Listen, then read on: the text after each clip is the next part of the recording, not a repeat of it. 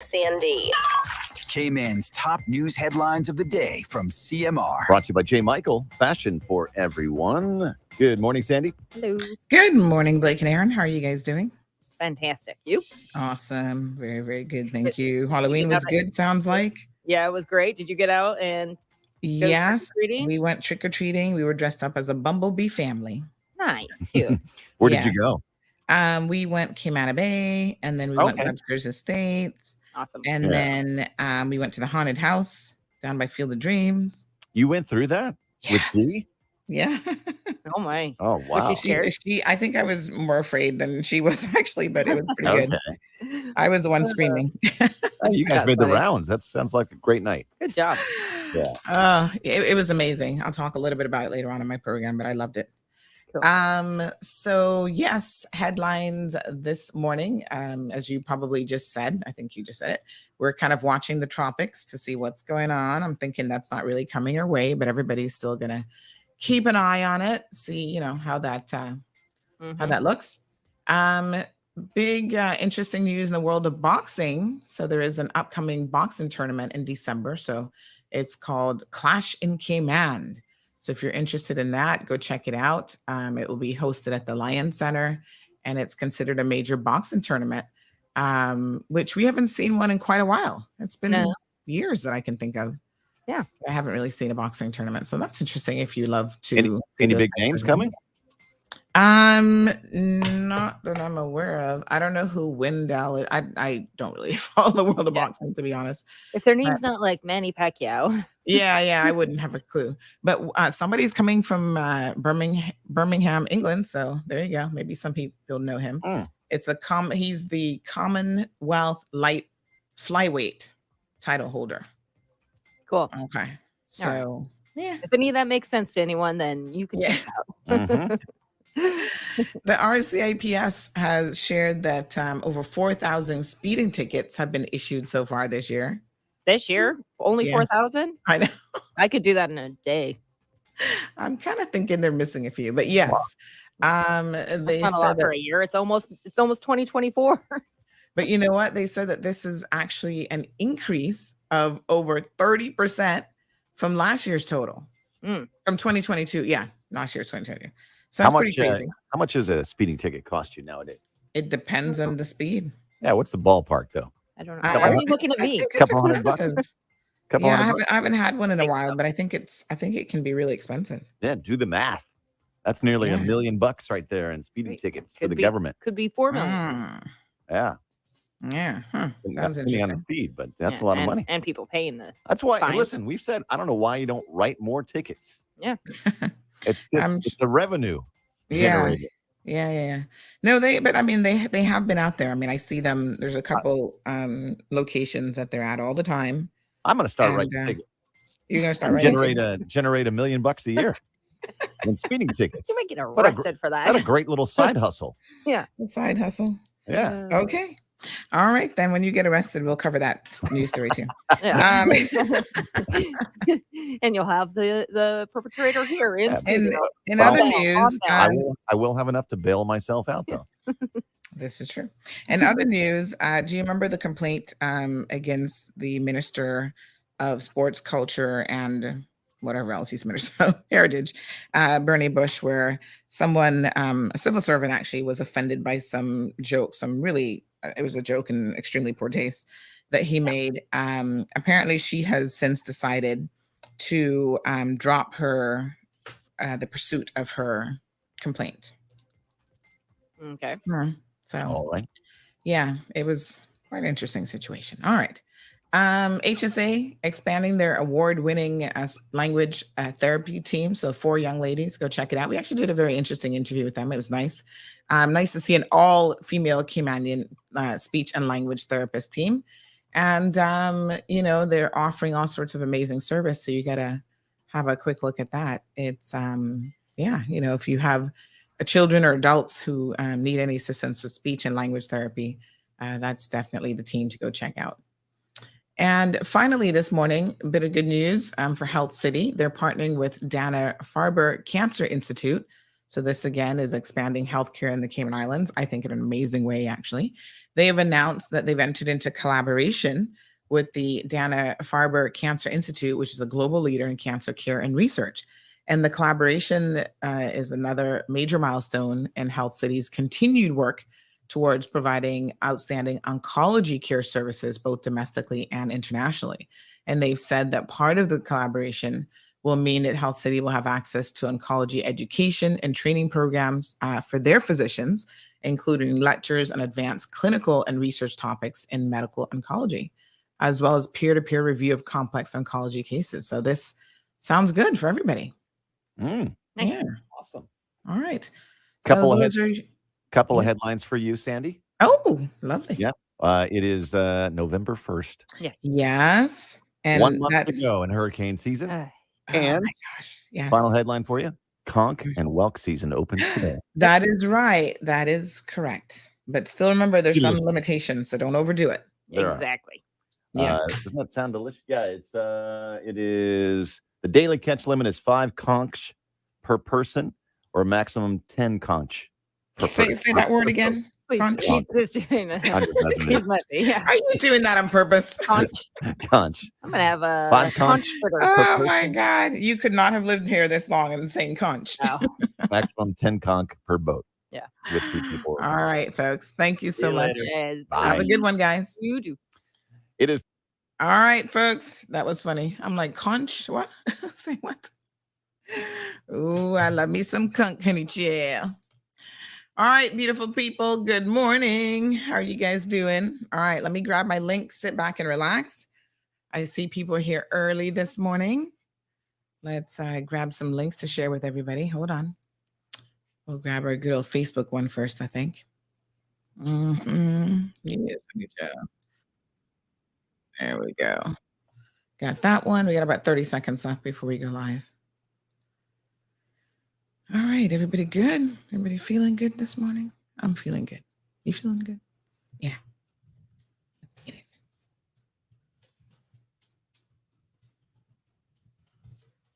Got Zeus in here again.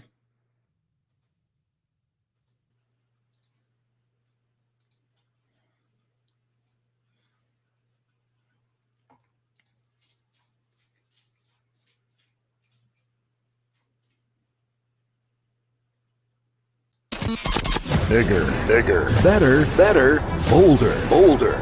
The cold, hard truth is taking talk to the next level. Right here on Bobo 89.1 FM, Cayman's Community Radio. We are still spilling the tea. And committed to being part of the change that Cayman so desperately needs. Join Sandy Hill weekdays from 7:30 a.m. for Premier Access, Cayman Voices, Truthful Thursdays, and much more. Cayman's #1 talk show is now bigger, better, bolder, and more than talk. Getting results with hot topics, consumer reports, court exposés, and more. Come to set the record straight. I've come to shine the light on you. Let me introduce myself. I am the cold, hard truth. Now, from the CMR studio in Grand Cayman, Live, direct. it's the cold, hard truth. Now, join the conversation on 345-936-2626. That number again is 345-936-2626.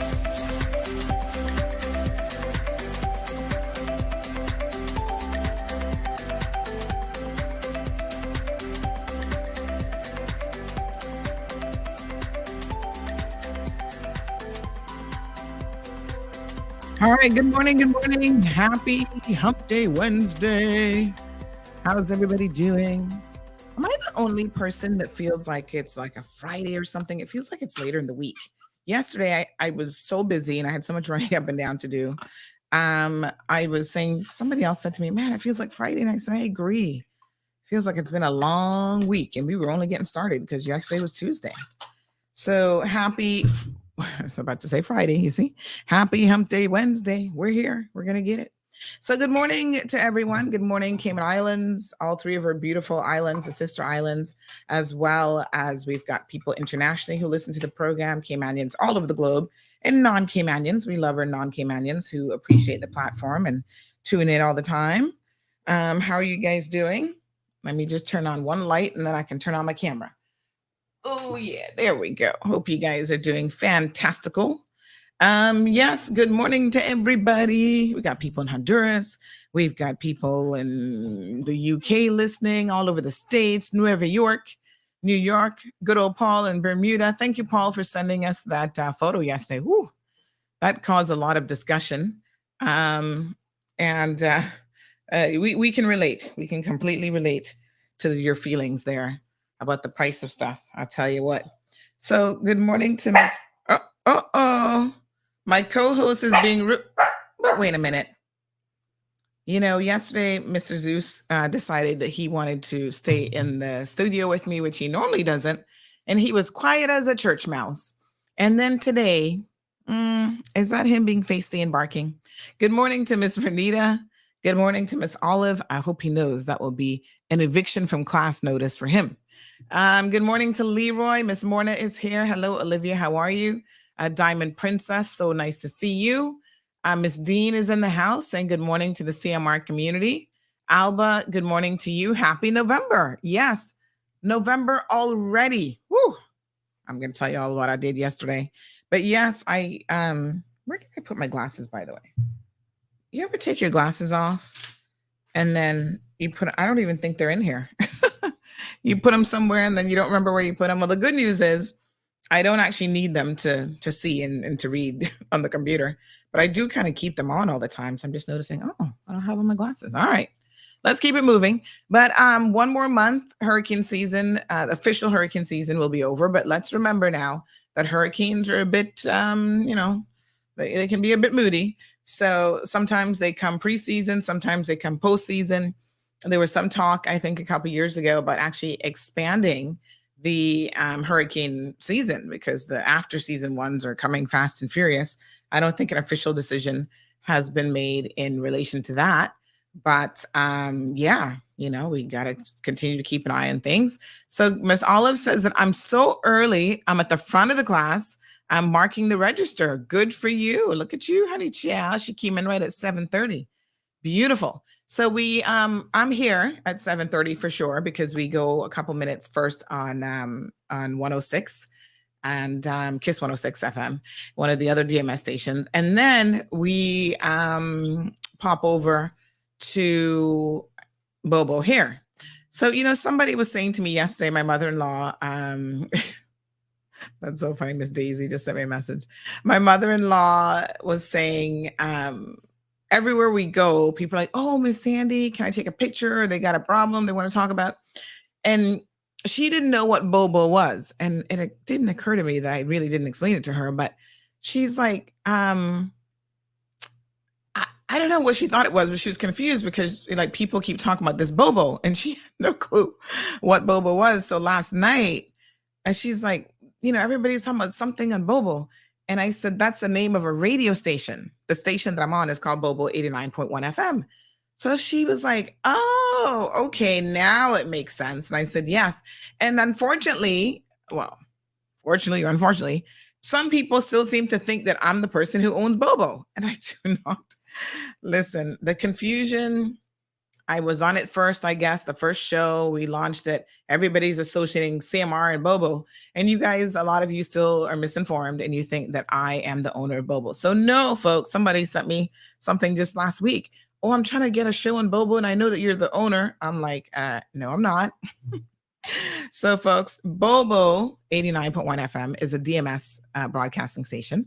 And remember that DMS has a number of stations. In fact, I think they're up to 7. Is it 7 or 8? Mm-hmm. They got 106, 107, 104. Those were the original. They have, oh gosh, I'm gonna have to look this up now. DMS. Oh gosh, I can't remember. They obviously have Bobo. They have 95.1, which is what's 95.1 called? It's my favorite one, actually. Magic. Oh, I love me Magic. Oh, they do some throwback tunes. And then they have, they have the country 93.5.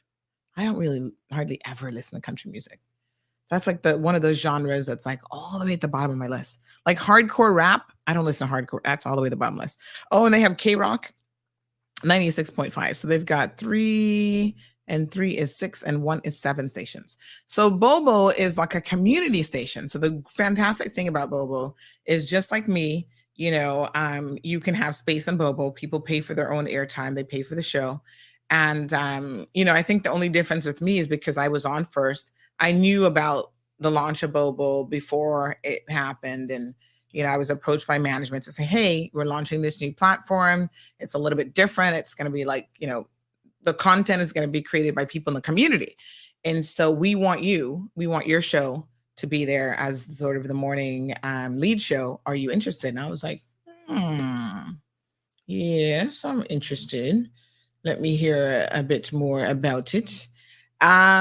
So yes, here we are, going into our second year here shortly of being on Bobo. So, it is what it is. So things are going well. I enjoy, talk radio.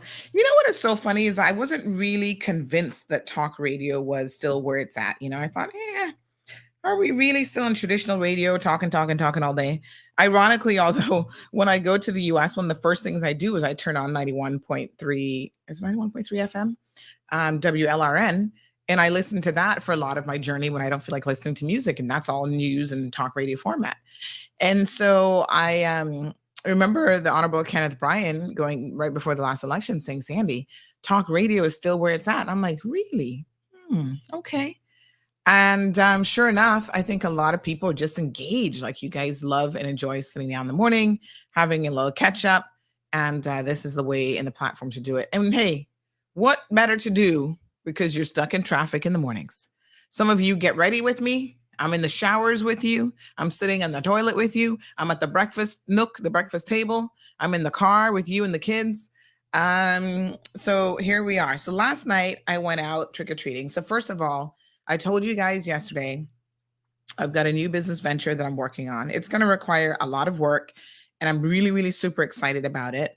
And I have to be careful to like monitor my input, right? Because I'm a person that can go very, very hard when I'm very, very, go figure, when I'm very, very like into something and committed to it, like I'm going to give it 150%.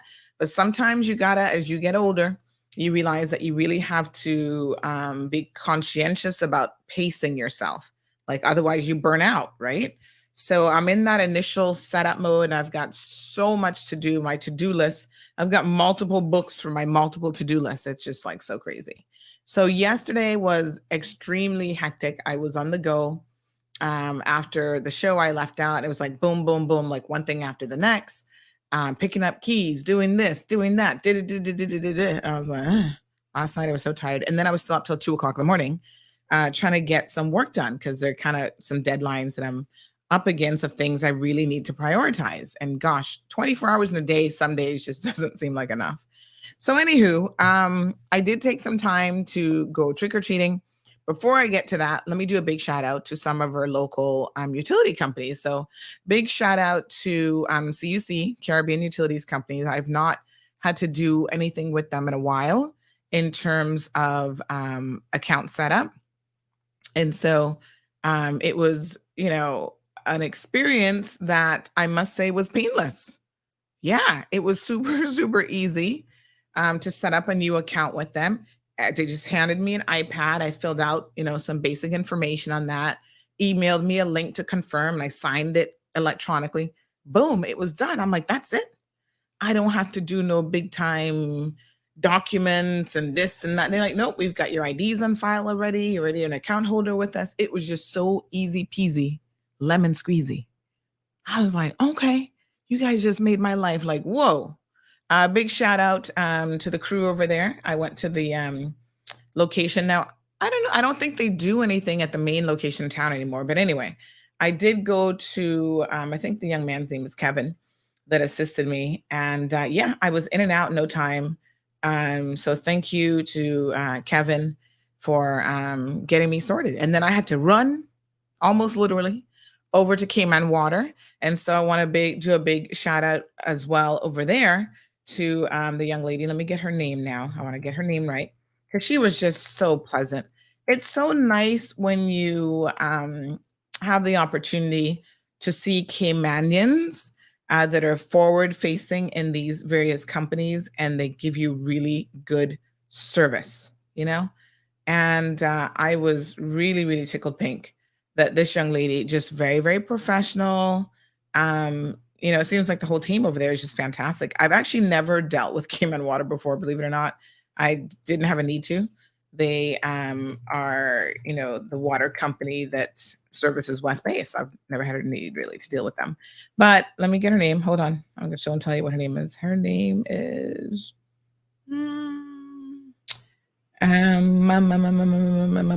what is her name? Oh, Devania. Yes, Devania. Thank you so much.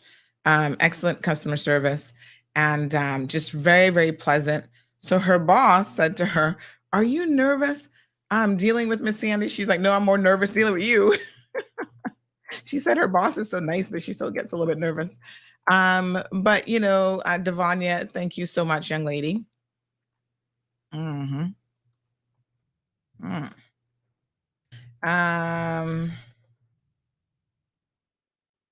Yes. So I had a pleasant experience there as well. Again, relatively straightforward, easy, nothing complicated.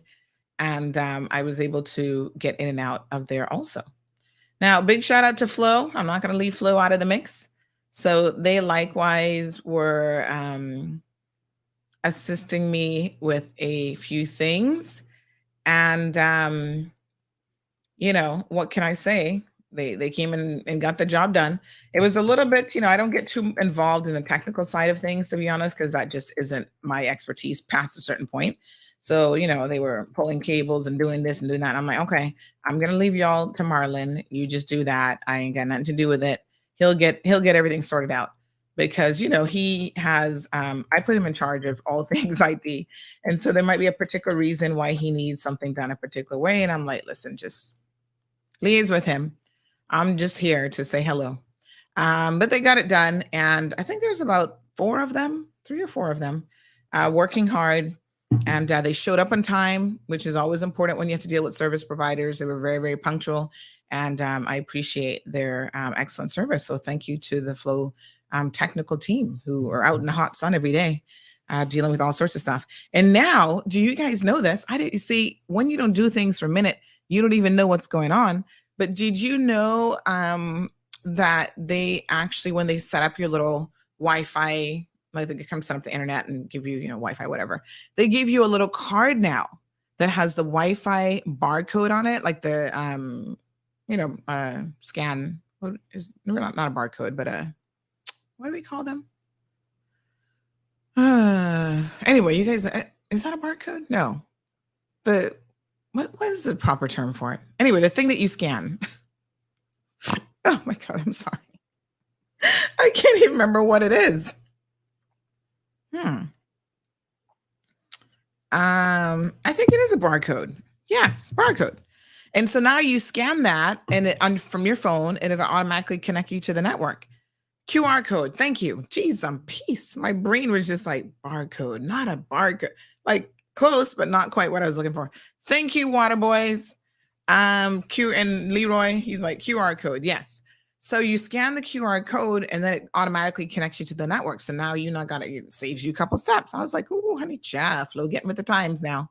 So that was nice. I think that's a fantastic idea. And it's a great way too, like unless you have to change your code or whatever, to actually share your Wi-Fi with someone. Just be like, "Here, just scan this."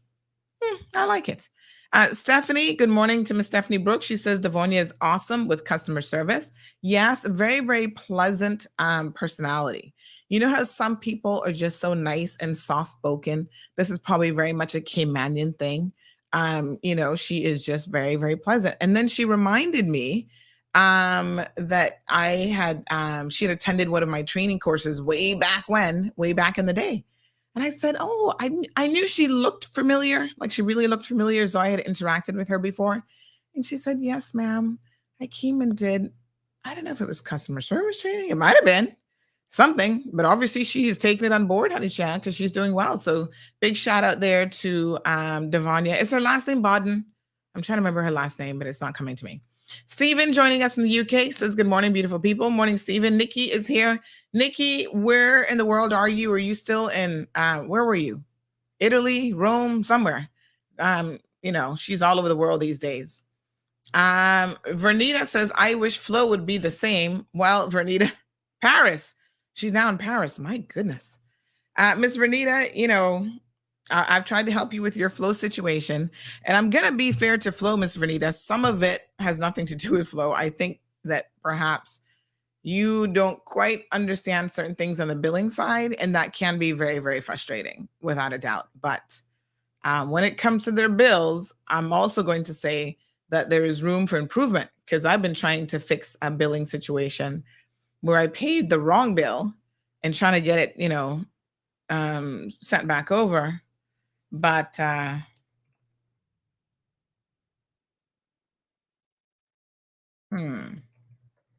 but that has been like pulling teeth. Very, very unbelievable how difficult it has been. Speaking of pulling teeth, while I'm giving shout outs this morning, can I please give one to Cayman Dental and Dr.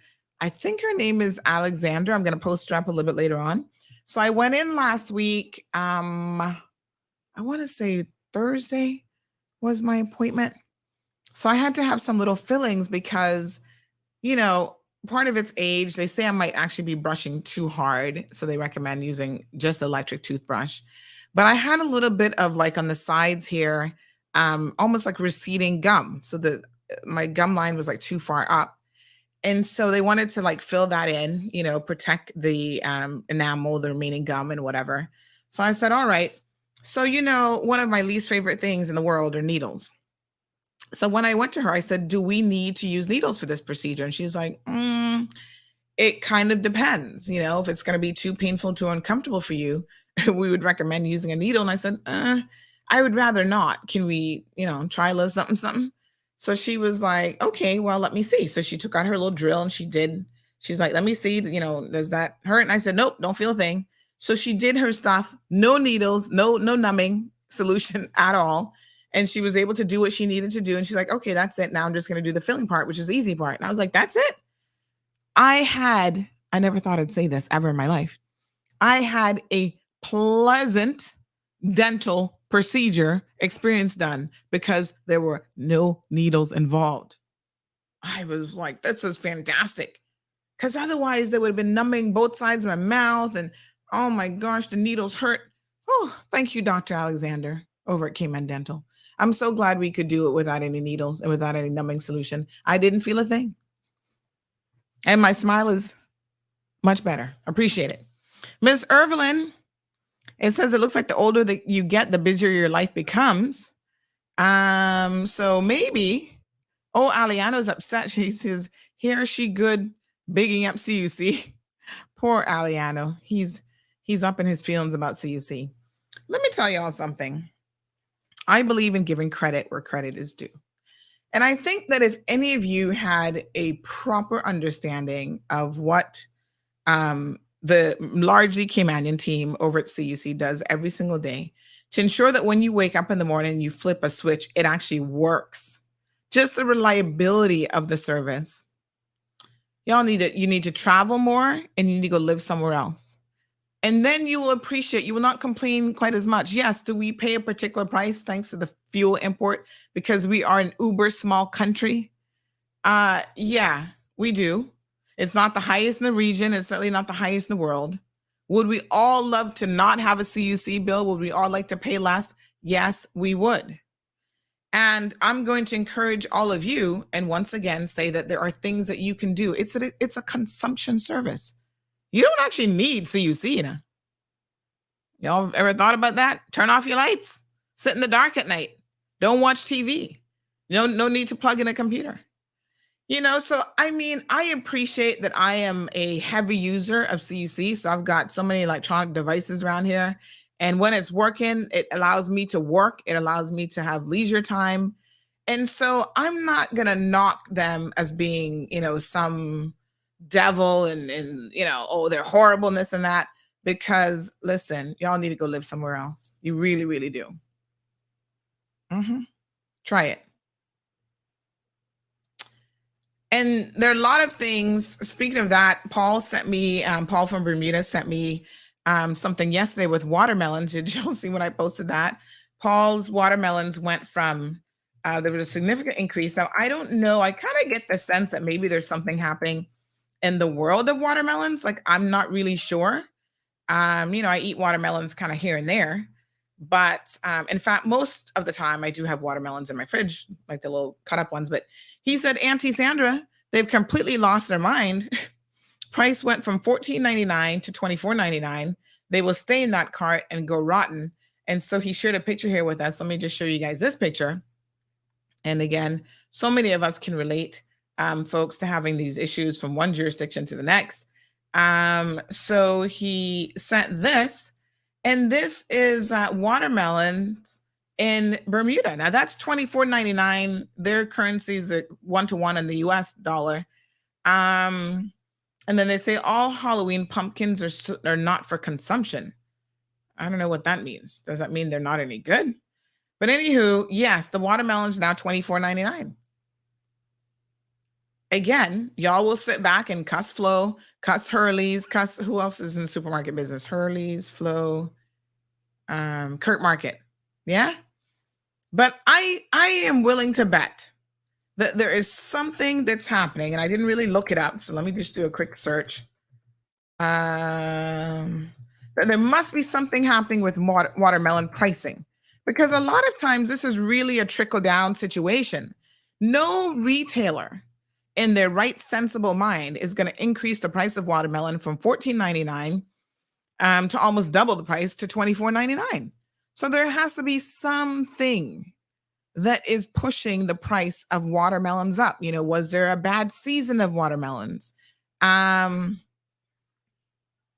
said Flo, not supermarket. What did I say?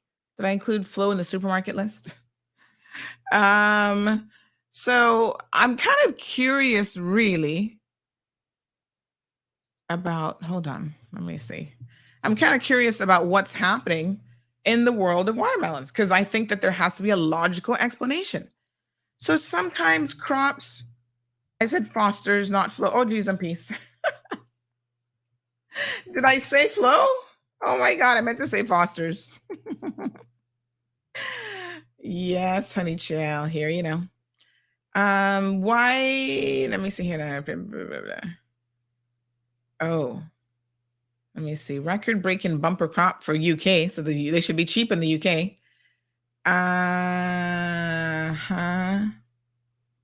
So, normally there's something happening with crops. I mean, it can be anything from like droughts to, diseases that have wiped out crops and whatever. I don't know where we're importing our watermelons from, to be honest.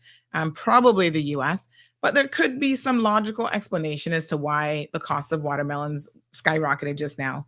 I don't really know. Like I said, I have not really been keeping up with watermelons per se. But yes, Flo is not in the grocery business, but Foster's is. So, folks, if you don't want to buy watermelon, I would not buy watermelon at that price point. I agree. $24.99 is a lot of money. Sometimes there are things that I like, certain types of nuts. There's like pine nuts and things that I really like that I cannot enjoy all the time because they are expensive. And so, you do what you can do and no more. If right now you can't afford watermelon, don't get no watermelon. There are lots of other things in the melon family that you can enjoy. To me, it's kind of simple. If you can't afford it, don't get it. We have become so incredibly spoiled, thinking that we must have everything. And, you go to the grocery store, I must be able to pick up, what's that English brand called? I always see these women in the UK group. Oh, the English brand is so expensive here. And I'm like, Don't eat it. Wait till you go back in the UK and then you can buy your Worcestershire sauce, English, whatever. You know, I'm like, you spend money on what you want to spend on. Some of y'all love to smoke and drink and whatever, and I don't see you complaining too much about that when you sitting down happy hour on a Friday, spending $300-400. That could buy you a cup of watermelons. Well, it's all about prioritizing, I think, at the end of the day. So last night we went trick-or-treating. Sorry for Zeus. He never made it out because we were running all over the place and didn't have time to come all the way back to Lower Valley to pick him up, put him in a costume, and take him. So we were in West Bay. We had to get dressed there on the location and then go, came out of Bay. And then big shout out to Nicole down in Webster's Estate, the best Halloween party ever. Oh my God. Her Halloween parties are always off the chain. She always has the best candy. Like she has the full bag candy. So Gigi got some M&Ms and what else was there? I don't know. But now I'm going to go through Gigi's bag. Well, I'm going to let her, because she wants to pour it all out and see what she got. So I'm going to let her do that. And then we're going to donate about 95% of that candy because we don't need it in the house. So normally there's a young lady in the neighborhood. She doesn't always get to go out like trick-or-treating and stuff. So we share with her. So I'll probably give her some over the weekend. She's another little kid, she looks like she's about 9 or 10 years old. So we'll share some candy with her. And then we've got some other friends, Lala and KK. We'll share some candy with them. So we share the loot.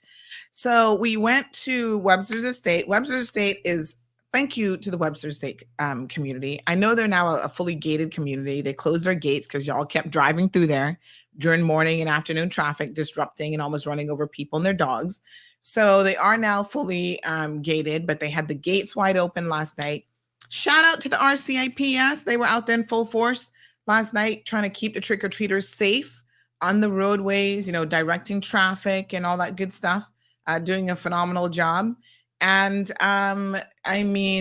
Webster's Estate is a place to go. People really get into it. They decorate their homes. They're giving out lots of amazing candy and stuff. And so we did that and we had more than enough. Like I said, candy. We only went to a couple houses. Like we didn't even do the full loop. So that was amazing. And then I decided to go to the haunted house. It's a good thing my heart's in relatively good condition, Johnny Child, because that haunted house was downright scary. Now, listen, I have got to give the most amazing congratulations to Home Gas for putting on this haunted house. They actually, John was telling us during our tour of it, that this was all like a wooded area. Because I'm like, this looks like real woods. He's like, it is. Right behind Field of Dreams. And they actually got excavation in there, cleared out the path. Like they had to dig in there, clear out the path, put down like a little smoother fake walking surface so that you're not tripping all over the haunted house. But it was absolutely amazing.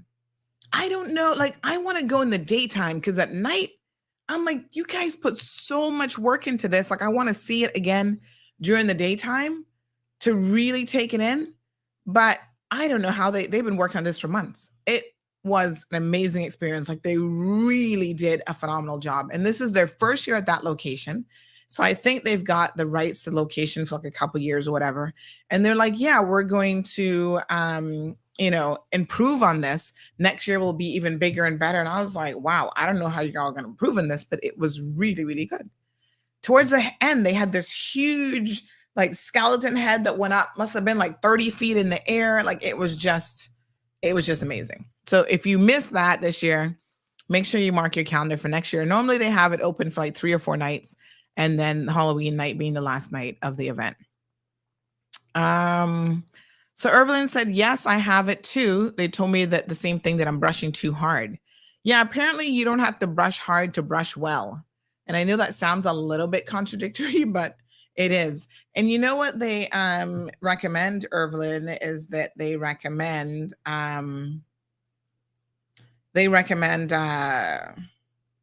using an electric toothbrush because they have like a thing built in where they will only ever do it so hard. And then you get the sonic vibrations and stuff. That is what actually helps you clean your teeth.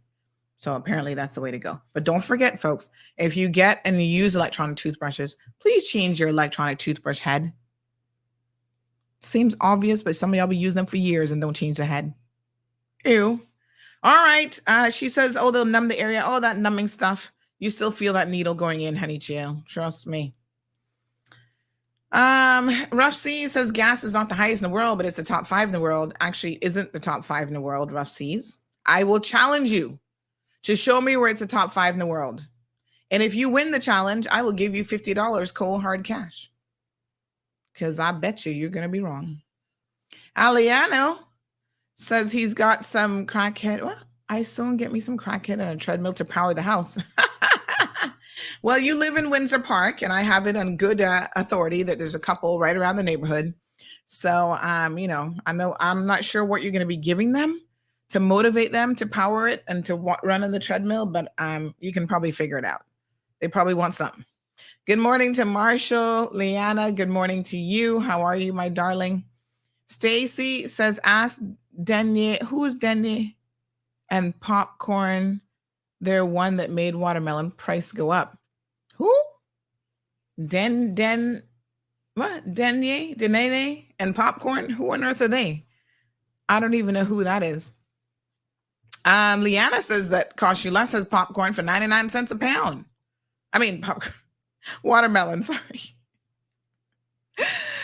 Oh, all right. Yes, conch season has opened.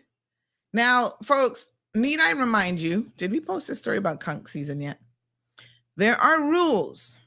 I need to look for the email because I'm sure the Department of Environment would have sent us some kind of email about this. But there are rules to conch season. Did we do a conch season story yet, Renee? I'll find out. So make sure, folks, you know what the rules are. Let me just see. Conch season is here. Yeah, know what the rules are. Don't go out there pillaging the environment just because you got to eat conch every single day. I have never seen so much conch than what I saw in the Bahamas. Man, they conch everything. I didn't really see stew conch like how we do it, but they got crack conch.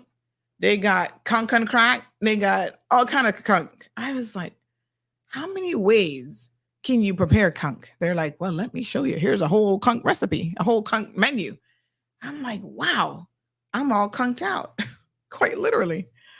So yes, it is here. I'll probably eat a couple plates of it during the season. I don't go too crazy. I've only ever cooked conch once in my entire life. And I remember my uncle, I was like, you know what, as a Caymanian, I should at least be able to cook conch, right? At least they have tried it, whatever. So I took my little instructions and I did do it. And it actually came out good. It's all down to the seasoning, honey Jill. Simple as that. And my pie, which is the flour bits that you put in, that you roll out and whatever. My pie was a little bit thick. So my uncle was like, the only sort of constructive criticism with this conch dish is roll your pie out more, make it thinner, because when it cooks, it thickens up.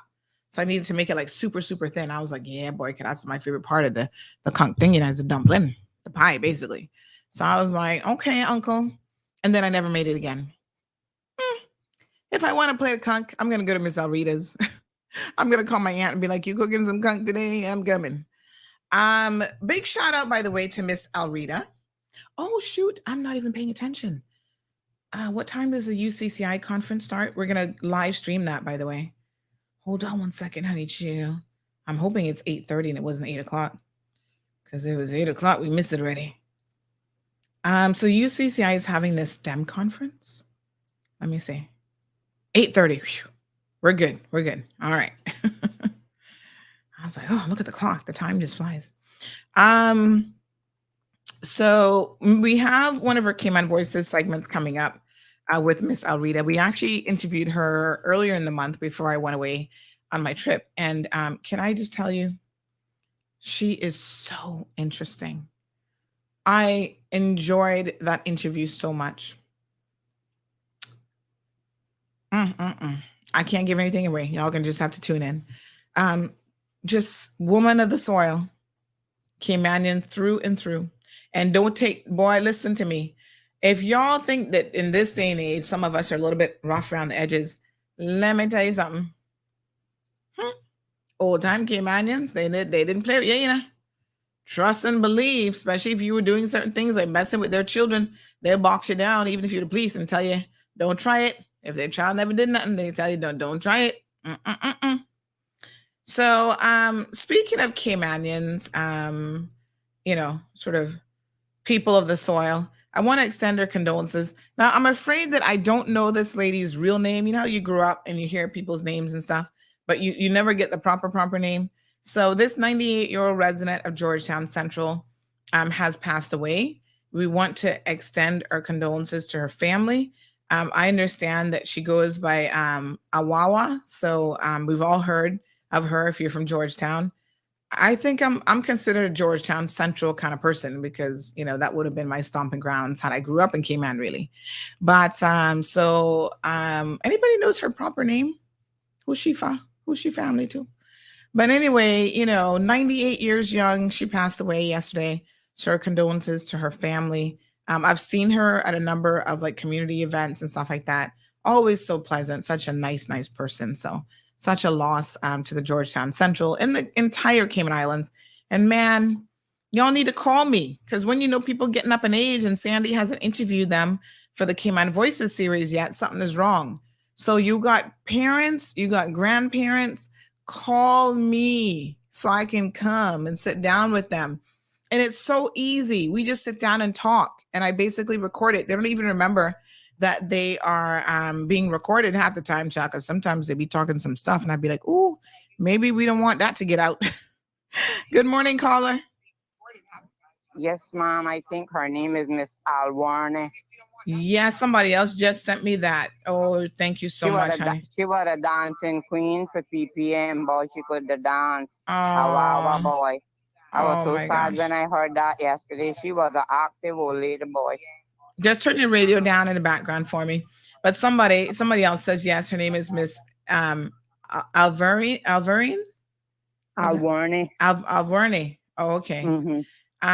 Yeah, down from the Rockhole area. So yeah, fake a mama. Mm-hmm. Yeah. Okay. So sorry for their loss. Right, thank you, honey. I really appreciate it. So yes, very, very sad. Oh, my tweetums. So, but call me, folks. I enjoy interviewing your seniors. The segment is called Cayman Voices. And really, it is for sort of the older members of the community. Her last name is Whitaker. Thank you so much. And Margot and my stepfather's mom. Thank you. I appreciate that. Getting some more information. So they say Margot and Heslin grandmother. I don't know who they are either, but my condolences to the entire family. So, yeah, so sad. But yes, call me. I love doing these interviews. We did right before I left. I did one with Mr. Burns Ruddy, and we aired that. Oh my gosh, I need to go back and see how many views that got because that one was so popular, and he was so interesting. Oh my gosh, these are the people that really helped to build the Cayman Islands. They're part of our history, our culture, our story, right? Our Cayman voices. And, they talk about their humble beginnings, like how they came up and where they went to school and the things that they did and just family life. And it is just so incredibly fascinating. And, the interesting thing about Mr. Ruddy is I had been trying to get a hold of him and to do that interview for a really long time. It took me a minute because he is so busy. Every time I message them, they're like, oh, he's traveling. I'm like, again? Oh, he's doing this, he's doing that. So, I love that he's staying active. I think that's amazing. But he was really hard. Like, it literally took me years to pin him down. He was really, really hard to pin down. And then when I did the interview, my gosh, what a nugget. I'm trying to see if I can find it here. You can go back if you missed any of these, by the way. Go back on our Facebook or YouTube channel, and you will find them there.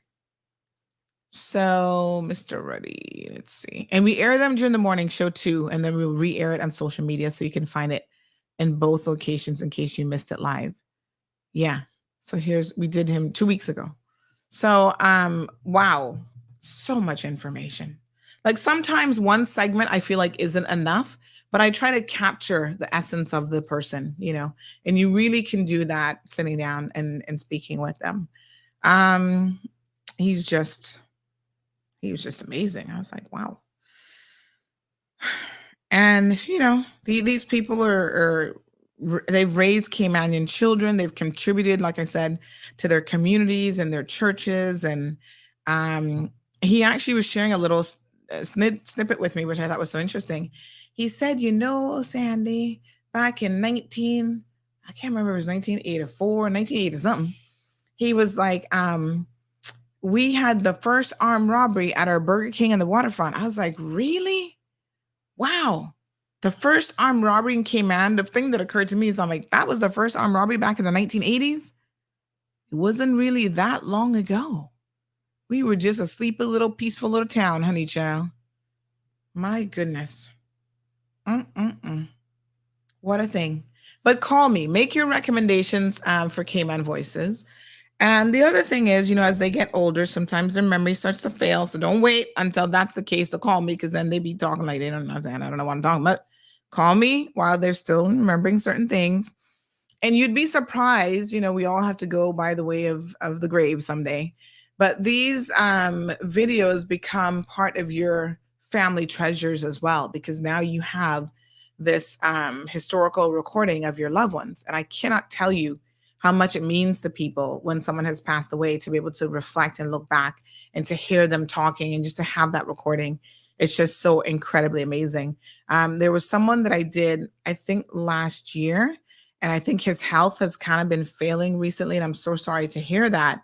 But, one of his children said to me, Sandy, I'm so happy that you did that recording of him when you did, because he was, up in age in the 80s, but still feeling good. And, and I want to do more women in particular, because I think, women were such an important part of Cayman society and communities. And oftentimes we kind of get forgotten about, because it's like, oh, the men are the face of the businesses, whatever. And I said, listen, honey, Jill, there'd be no face and no business, and there'd be no business if there were not women who were there taking care of the children. A lot of them were working as well. They were working women. They were supportive of their spouses in quite an amazing way. So, yes, submit all the names that you can. Miss Morna says we better start doing what Elvis says, grow what you eat. Yes, I mean, if you can grow it, by all means. Leroy's asking for Snickers or Twix. I don't remember seeing either one in the bag, Leroy, but I'll hook you up. What's your preference? Of the two, which do you prefer, Snickers or Twix? I prefer Snickers myself. You know what I like to do with Twix? I like to remove the caramel off the Twix and then just eat the biscuit part. If you give me a Twix, chances are I'm going to take the caramel off. So let me know, Snickers or Twix. Good morning, Miss Dean says, honey chow, I've been eating watermelon every day for 2 weeks now. My neighbor's reaping his garden, so I'm enjoying my free melon feast. Oh, that's nice. And I think watermelon is one of those things that's like relatively easy to grow, because I've seen it growing wild. Like I've seen my aunt at her place down Prospect, literally watermelon, and what's the other one? Some other melon. She just was eating it and threw it out in the garden. And next thing you know, it sprouts a vine and she got melons in the garden. I'm like, oh, well, if it's that easy, all of you should be doing that. Leanna says Snug Harbor was packed last night. Yes, there are areas that are known for being, very, very popular. And Snug Harbor is definitely one of them. Webster's Estate. So many kids came out to Webster's, and a lot of them, when they saw me, they go, oh my God, it's Miss Sandy. I was like, I hope I'm not scaring you, because I was just dressed as a bumblebee. I wasn't meant to be scary. No, the kids were great. They're like, can we do a photo? So I did a couple group photos with the kids and stuff. Oh, they're so sweet. All right, Miss Sophia, good morning. Cassava cake. No, honey child. I don't know who's making any during Christmas to sell. They're normally people. I'll try to find out. I do not like cassava cake. I'll occasionally have a little piece, but it's just not my cup of tea. Morning, Paul. We were talking about your watermelons, honey child, and how expensive they are. Miss Soka says, I change toothbrushes every 3 months. Plus, after each use, I wash with soap. Soap? What kind of soap? And spray with hydrogen peroxide. You can do a solution of hydrogen peroxide, but I'm wondering what kind of soap are you putting in your toothbrush? You might want to be a little bit careful-ish with that, honey child. And yes, I was actually going to say this. Good point. She says, if you get colds often, how long have you been using that same toothbrush? In fact, if you get sick and you have a cold, throw away as you're coming down from the cold and then you're not have so many germs. Throw that toothbrush out and start with a new one. Yes, honey child. Good advice, Silka. King Sports Center is having a free family fun day. Sponsored by Remax, says Leanna. Okay, nice. Thank you, Miss Merrill. Appreciate you.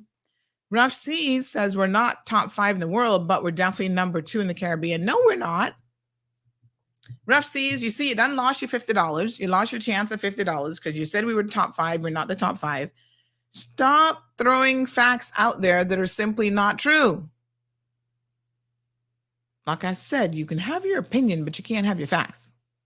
All right. Now listen.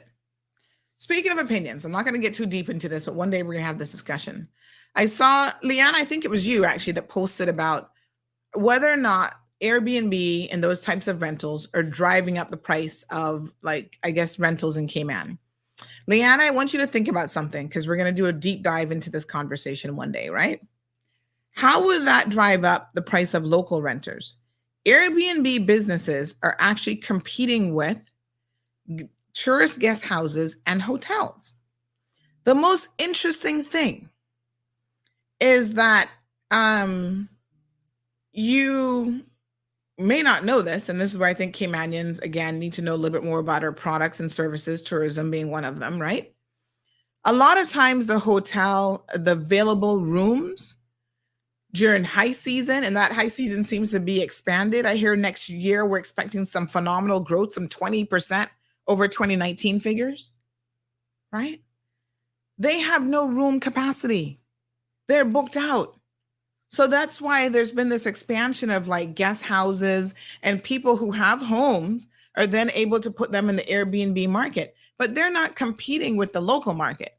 They're taking, in fact, if anything, they are depleting and taking away from the local market, which you could say, well, maybe that depletion is then going to have an impact on availability and drive up the cost of those products. But I don't think so. I know somebody right now, he's got a place in Town. He has it on Airbnb during high season. He gets a little, he rents out rooms and he gets a little bit of money, but he has the rooms rented out normally to just regular people living and working here. It's only when he knows that the room stock is going to be so depleted on this island, even with their existing hotels, that people are going to be desperate. They'll take a room in my house right now. They'd be like, oh, yes, and I'll hang out in your garden with you. And so you can put your little rooms and your little cottages and whatever on the Airbnb market and make a little bit of extra money. I think that this is an area that is ripe for Caymanians to really get into. But as is usually the case, we would rather sit back and complain about it, not fully educating ourselves, and complain about, well, that must be what's driving it up, the price of everything. And I think there's lots of opportunity there for Caymanians to be part of that growing business. I've been doing my research, honey child. So back in 2019, before COVID hit, the Department of Tourism, who offers a lot of amazing resources that if you're in certain businesses, you can educate yourself a bit more. They actually brought down some representatives from like Airbnb, and I think they're planning on doing it perhaps again next year. And they were talking about, the market and what are some of the things that people can do who are interested in getting into that business. And a lot of Caymanians can take advantage of that business. And I think that they're two different markets entirely. And I do believe that one of the benefits that you can get from the Airbnb market is if you're not into the long-term tenant, there's a lot of headaches that come with long-term tenants. Having a short-term rental situation might actually be a favorable alternative to you. So somebody else says it does drive it up. Based on what? I want to hear your arguments. I want to hear your proof. I mean, that's an opinion until you can show me some facts. If the hotels have no room stock, they have no room inventory, what are people going to do? They're either not going to come to Cayman because, we can't get a booking. They're going to go somewhere else. We actually have cousins right now, Mark and his family, in January. They're going to say some hotel in Jamaica. We're going to go and do like a little family thing, and some other people are meeting us. And I'm like, why aren't you coming to the Cayman Islands? Well, everything's booked up already. I said, really?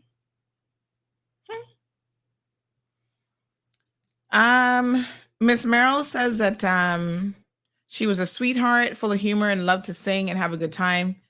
She was part of the Georgetown Happy Seniors Group. Sleep in peace, Awawa. Thank you so much, darling. Mara is talking about mosquitoes. What's going on with the mosquitoes? Good morning to Johan. Richard says Airbnb take up local housing stock with few to no social housing. It drives up local rates as inherent demand is lowered. But what proof is it that it's taking up local stock, though? I mean, I've seen a lot of the Airbnb properties, and they wouldn't be in the local stock probably ever, unless they were desperate, like during COVID, and it became, COVID quarantine areas. So I don't know. I think y'all need to look at some of the research that the Department of Tourism spends a lot of money to get and that they have available, and actually, have a close look at that. Moya says home insurance is one of the factors that drives up the price of rent as well as additional services to maintain the outside of the property. Ooh, honey child, don't get me started about insurance. Morning, Siobhan. I don't even want to think about them this morning. Now that is one area that I'm like, what am I paying for again? Inspiring says, Inspiring, come in his research now. Airbnb can be a good business for locals because it can provide a flexible and lucrative way to earn extra income while still supporting the local economy. This is according to Airbnb economic impact research. Inspiring. I love your facts. Thank you. Morning, Juliet. Siobhan says she's going to go in the back of the classroom because she's late. Good morning to Miss Joy. Leanna says, be cautious with fireworks this year. Why? I think you should be cautious with fireworks all the time. I, in fact, wish that y'all could do away with fireworks entirely that cause noise and pollution. Like, can't we have virtual fireworks that still give you the same ooh-ah experience? Where you go, ooh, ah, wow.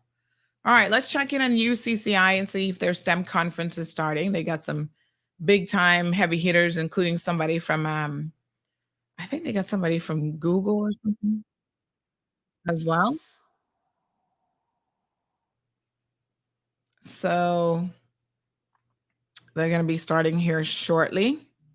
So we'll pull them in the studio and share some of that as we continue our conversation. Just having a little bit of open mic this morning. These types of conferences are actually quite important to have. So let me just mute it for now until, looks like they're still sorting out the stream. So up this morning they have, let me tell you who's going to be speaking. They have, so this is the opening ceremony that's starting at 8:30. And then at 9 o'clock, they have Dr. Martha Williams, who was born in Cayman Brac. Woo, honey child. Yes, go on through, Cayman Brackers. We're so proud of y'all. Some really smart people come from the Brac, honey child. Dr. Williams is now a PhD, a polymer scientist, inventor, and she is also a NASA retired from NASA 29 years and served as the lead polymer scientist at NASA Kennedy Space Center in Florida until 2018. What? Go on through, Cayman Brac, all up in NASA. Yes, sir. Mm-hmm. Go on through.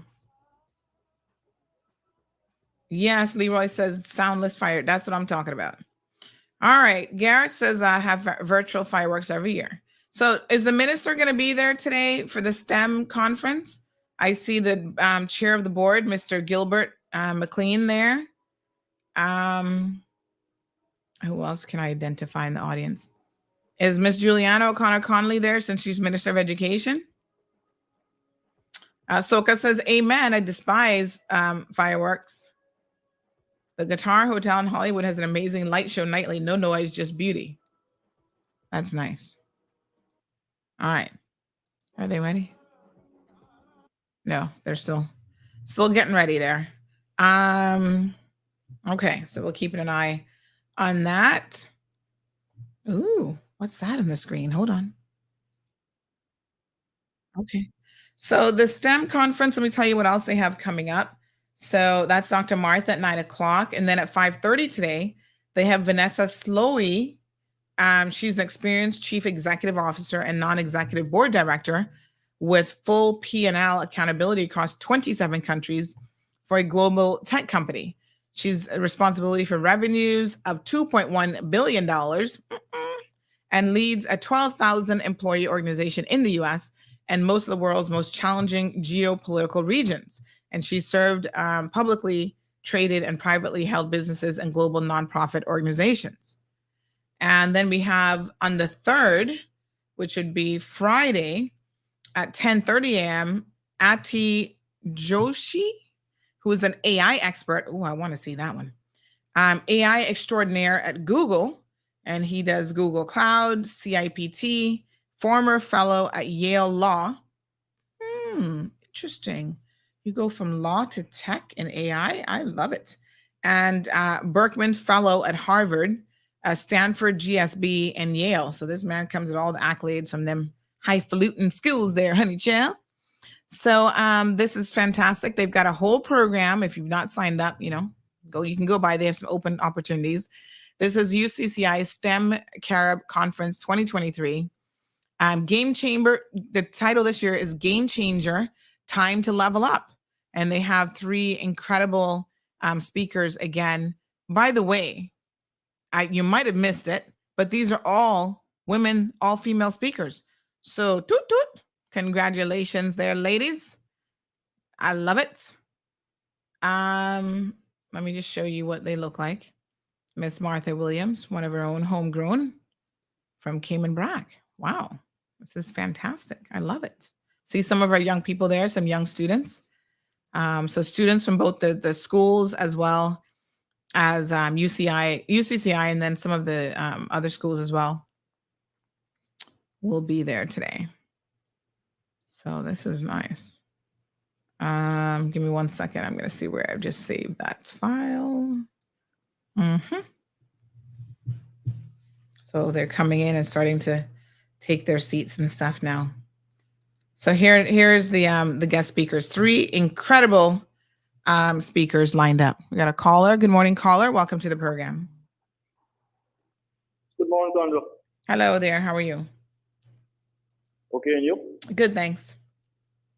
Okay. Yes, sir.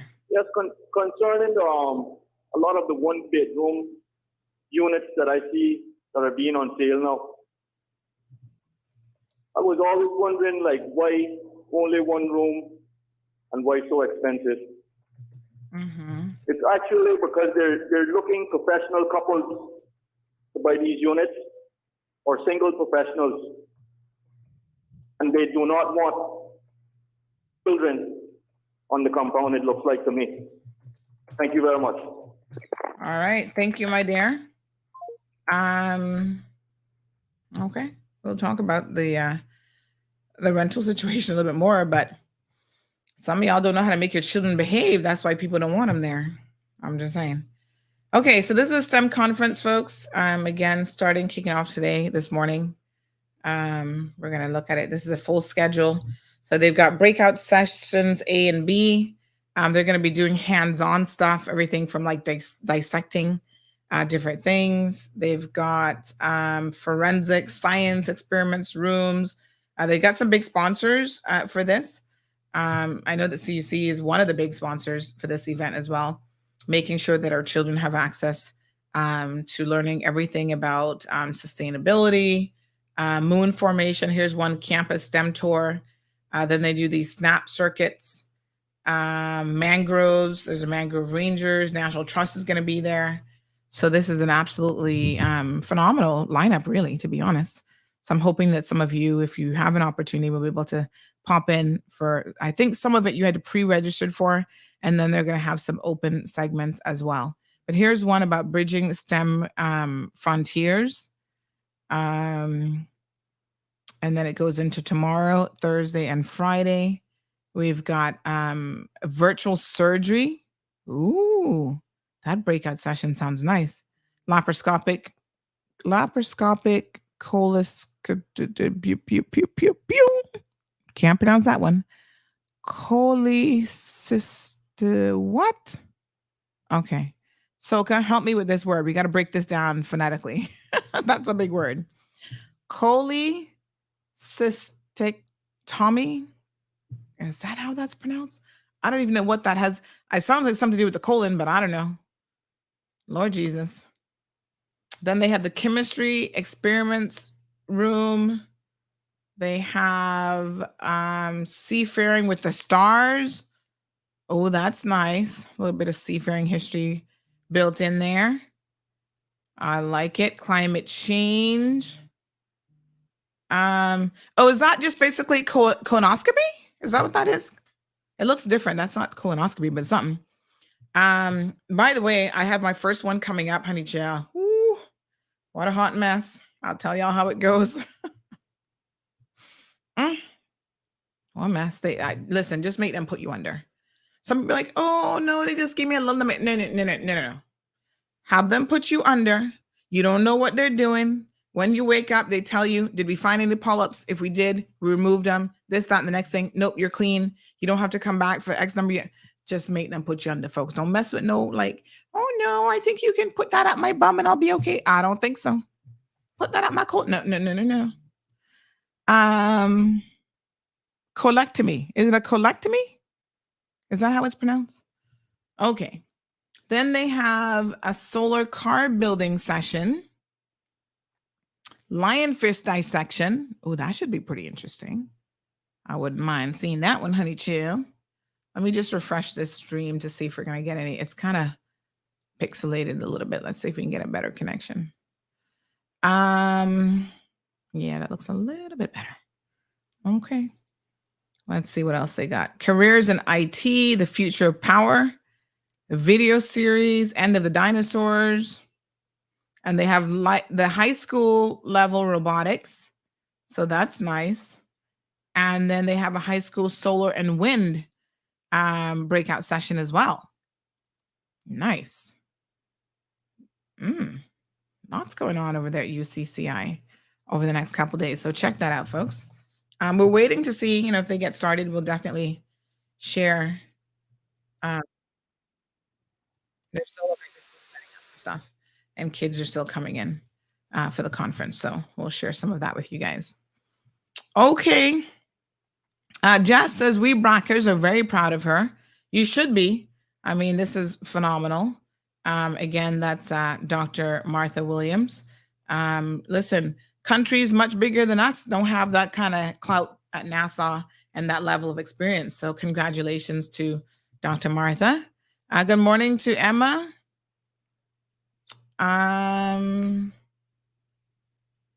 Let's see. Wayne is here. Good morning, Wayne. We've not seen you in a minute. Alejandro. Good morning, Alejandro. Paul says gas in Bermuda is $8.86 BM, which is $8.86 per gallon US. What's the gas these days at our pumps? I know $8.86, that's for sure. Morning, Siobhan. Rough Seas says that's not what Google is telling me. Seems like Google might not know everything. Paul lives in Bermuda, so he should know. Send us a picture, Paul, of the gas prices in Bermuda, and I'll put that up too. Because one thing I know, what? Rough Sea says, I don't consider Bermuda part of the Caribbean. Really? Go to that telecom, the regional telecom, not telecom, the regional Caribbean, whatever for utilities.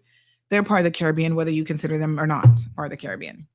And yes, their prices should be considered. And yes, the CUC still is at the top of that list. Morning to Yasmin. How you doing, honey child? All right, let me see what else is going on. That I'm going to tell you all about here today.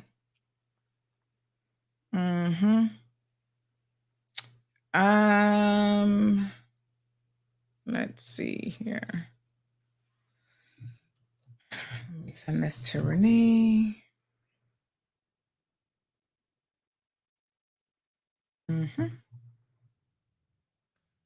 Okay. Lots going on in American politics, Shell. I can't keep up with them. I can barely keep up with Cayman politics, much less. The more I learn about politics in general, and even Cayman politics specifically, the less I want anything to do with it. I'm on the outside and I'm still like, oh, y'all are crazy. Y'all are just so, oh my God, humans. Self-serving to the max, a lot of them. It's just so incredibly unfortunate. My God. What a mess. Oh, listen to this title from the Washington Post this morning. Homeschooling's rise from fringe to fastest growing form of education. Wow. That's good. Maybe we can talk about that one day this week. Interesting. I could not homeschool personally. I don't have the patience for it. I don't have the time for it, but I like the idea if you can make all the necessary accommodations. All right, here we go.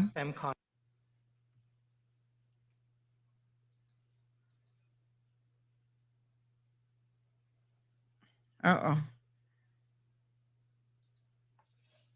Okay, let's see if we can bring this up here.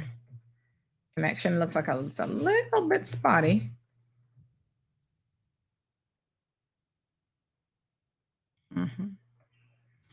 All right, they're getting started, but it does look like the connection. This is always a challenge. Live streaming stuff, folks, is trying to get that connection just right. Let me try to refresh it and see if that helps any. Because it's doing a lot of. No, honey child, that's just spinning.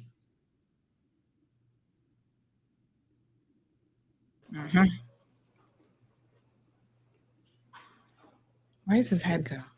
Fix that. Reverently. Heavenly Father, we thank you for your goodness and for your grace. We thank you that in all things you are Lord and you are King. So we declare that in this moment, even now. Lord, we thank you for this esteemed body and for its leadership and for the organization of this conference. Father, we pray for those who will serve here today, that you will grace them with love and attentiveness so that they will do so in excellence. So the students for whom they have responsibility over will have a great experience here on campus. But Lord, most importantly, we pray for the students for whom all of this has been done. Father, we pray, God, that you will open their minds, you will excite their hearts, you will fill them with curiosity and wonder. And may they leave here excited to exercise and grow their gifts and their giftedness. Be with us even now, we pray. In Jesus' name, amen.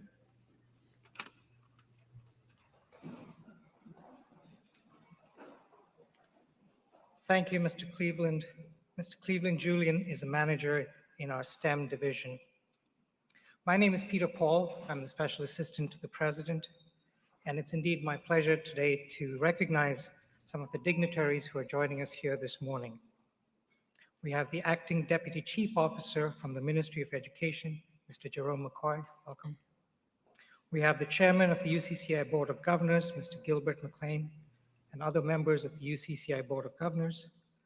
We have Dr. Robert Robertson, who's the President and CEO of the University College of the Cayman Islands. We have our keynote speaker, Dr. Martha K. Williams. We have many members of the UCCI faculty and staff with us this morning. We have corporate and community partners who all make this possible. Many of you are sponsors as well. I want to make special mention of a few guests and partners of ours who are joining from overseas. We have Mr. Kevin Baxter from the Community College in the Turks and Caicos. We've got Mr. Leonard Wedowitz, who is the program manager for CompTIA for the Caribbean region. We have Mr. David Loringer from the New England Institute of Technology. And there are many other partners here who are joining us from here in Grand Cayman and Cayman Brac. We also have students and alumni of UCCI who are proud to be here and part of the events today, and other distinguished guests. We wish you all a wonderful 3 days of learning, fun, engagement, and building community. Before we get on with the program, I have a couple of housekeeping items. Please take a moment to silence your cell phones so that we don't disturb any of the speeches today. Please try to minimize use of flash photography if that's still a thing. And the washrooms are located right in the middle of the bleachers for those of you who may need. It's now my pleasure to kick things off with a few words a few remarks from the chairman of the UCCI Board of Governors, Mr. Gilbert McLean.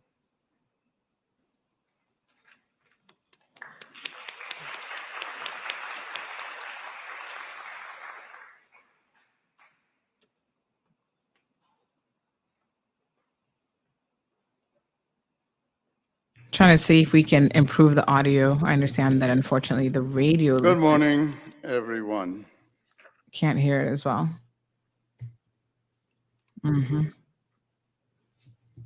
Ministry of Education representative, members of the Board of Governors, President of UCCI, distinguished keynote speaker, Dr. Martha Williams, faculty and staff, students, guests, ladies and gentlemen. Welcome to the 8th Science, Technology, Engineering, and Mathematics STEM Carib Conference. This is quite a milestone, not just for the University College of the Cayman Islands, but for the STEM movement in the Cayman Islands as a whole. As I view our audience, our distinguished guests and subject matter experts, and more importantly, the faces of our young people whose futures we try to help to shape, I cannot help but reflect on how it all began. STEM Carib started with the vision of one man, an educator, who believed that it was important to expand the horizons of our Caymanians. That man is no other than President Emeritus Dr. Roy Barden. President Barden believed that the challenges of the 21st century can be tackled through STEM, and it was imperative that young Caymanians be empowered by putting them face-to-face with cutting-edge technology, world-class discoveries, and a multitude of careers within this fast-paced and ever-evolving industry.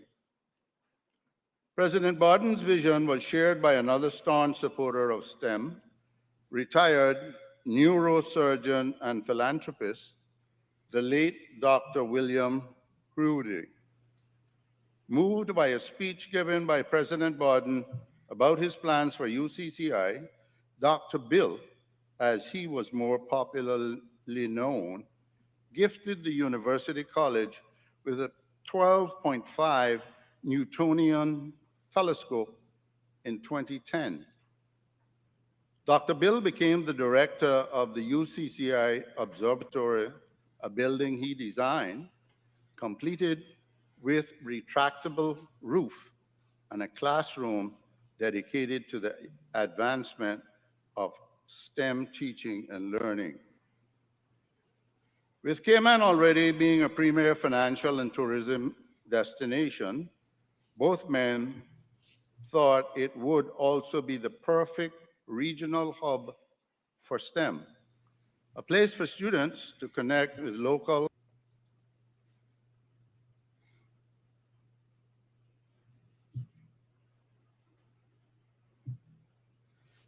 All right, folks. So the internet is a little bit spotty.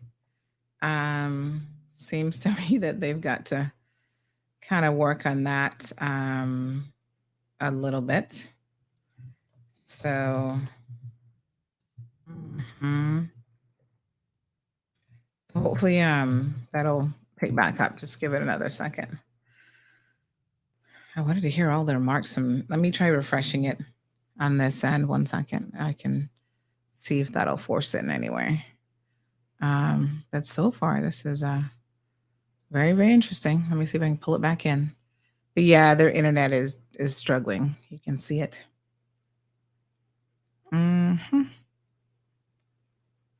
They should have super fast internet.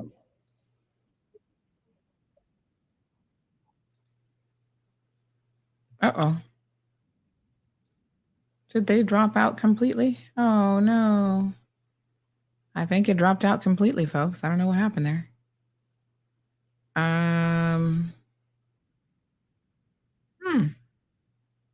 So let me hold on.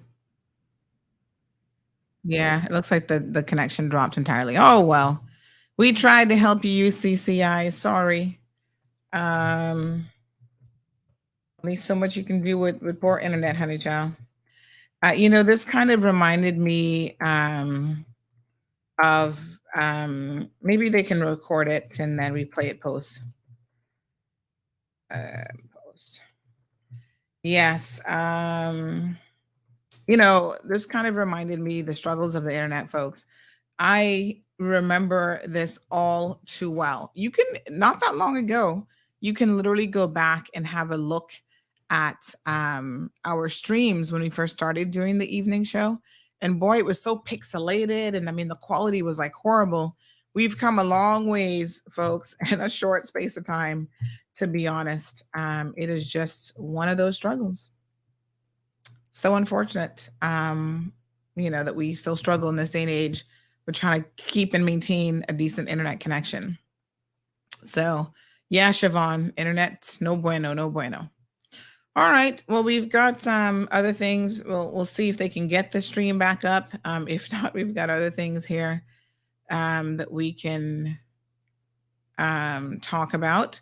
So the FDA has issued a warning for 26 eye drops due to risk of infection and blindness.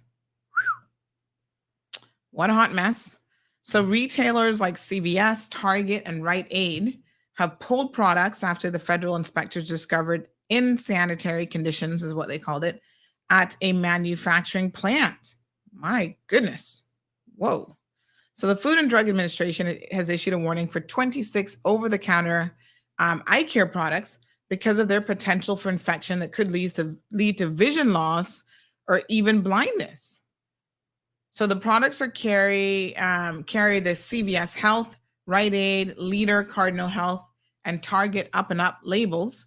Thankfully, I don't have any of those, as well as Velocity Pharma, which retailers have identified as the eye drop supplier.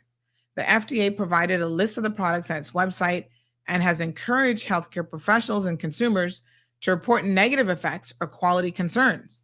The agency has not received any reports yet about eye infections, but they're taking preemptive steps to ensure that nobody, goes blind or, has an eye infection. So they said that they have advised the manufacturer to recall the eye drops after its inspectors, discovered insanitary conditions in the manufacturing facility. This came out in a recent press release. They said that there were positive bacterial test results from environmental sampling of critical drug production areas in the facility. Wow, that's kind of scary. You put these things in your eye and you assume that they're safe. Anyway, at CVS, a spokesperson said that the drops have been discontinued online and in stores and that they can be returned for a full refund. And they're committed to ensuring the products they offer are safe, work as intended, because eye drops are not supposed to make you blind, and satisfy customers and are fully cooperating with the FDA on this matter. So if you, in America, folks, you ever go to CVS, Rite Aid, make sure you check your eye drops now. Velocity Pharma has not issued any response for comment as of Monday. And they say that earlier this year, several other brands were recalled over concerns that they were sterile. And then, so there's some concerns also about contamination. What a hot mess. As someone who's an eye drop user, this is so concerning, right? No, sir. All right.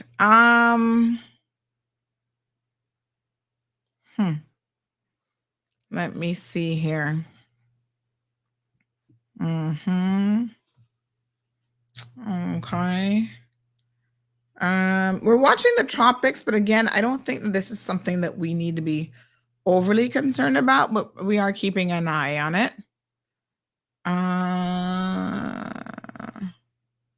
Oh yes, here's an interesting case.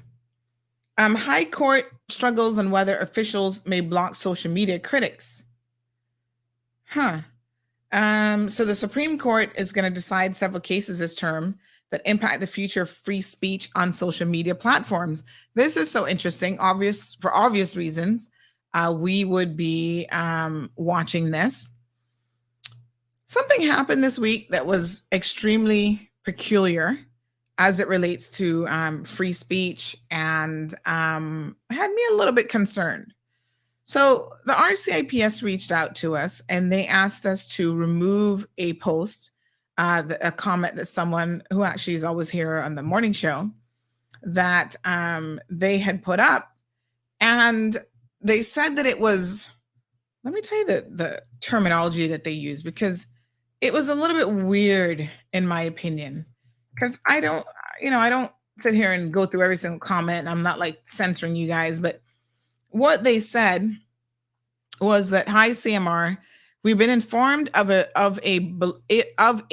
below image that has been added to the comment section of the CMR post about the conflict in Gaza. The use of the Nazi insignia with the Israeli flag is concerning and inflammatory. We would request that you please delete or hide this particular post. If you click the profile, you will see that this is a fake account, which actually it isn't because he's on this program every single day. Now, I don't know where it came from. I don't know if he doctored the Israeli flag or if he got that from somewhere else. He obviously is anti-Israeli in this position. He talks about embedded journalism in Gaza by American and BBC media and the amount of innocent killings and so on and so forth. But it seems like what the problem wasn't necessarily what he said, but the doctoring of the Israeli flag. Now, it is considered disrespectful, and I would say anywhere in the world, to doctor a flag in any way, to mess with a country's flag is just, not right. But we're not in the business of censorship. People say a lot of stuff that I don't like, that I don't agree with. To say that something that the police would message me about something that in their opinion is concerning and inflammatory, I kind of was like, since when does concerning and inflammatory become a matter for the police? What? So I suggested to them, instead of trying to get me to be the person to, censor here, I suggested simply report it to Facebook. You have the option to report things to Facebook, and Facebook will make the decision. Make Meta make the decision if there's an issue with it. And if they say that there's no issue with it, then the post will sit there. I did them a favor and I said, listen, this is a real person. Just reach out to him. He has since voluntarily taken it down. But I also want to remind you guys that there is an obligation on your part, because you can't get yourself in trouble with your postings on social media. So a lot of you do think that you can post anything and everything and blah, blah, blah, blah. You've got rights, but even freedom of speech has boundaries, limitations in place. So having seen that the Supreme Court in the US is going to be looking at really how far, especially with social media, the boundaries of free speech will go, particular to social media platforms, is something that no doubt we will be watching very, very keenly. Americans tend to be very, very liberal in what can and can't be said. Not so much so for our English parents. They're not quite as liberal. Although they do, they do give you wide range.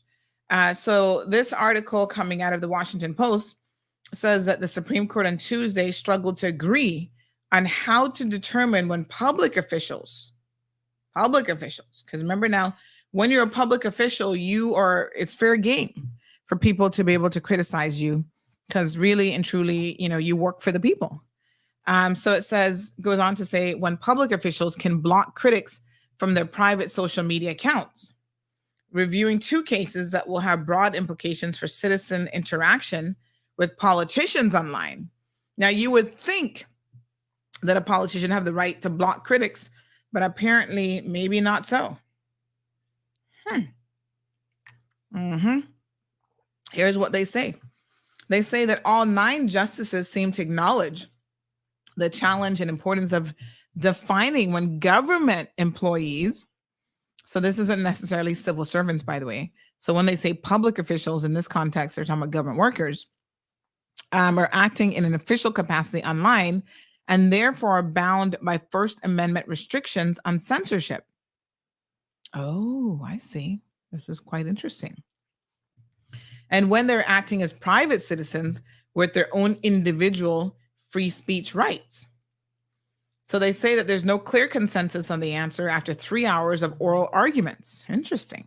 The pair of cases before the justices presented a fresh opportunity for them to consider when public officials, in this case, 2 school board members in California and a city manager in Michigan, can bar critical voices from social media accounts that are increasingly used at all levels of government to communicate with citizens. It goes on to say that they're part of a set of legal controversies that justices will review this term that can classify the future of speech on social media platforms.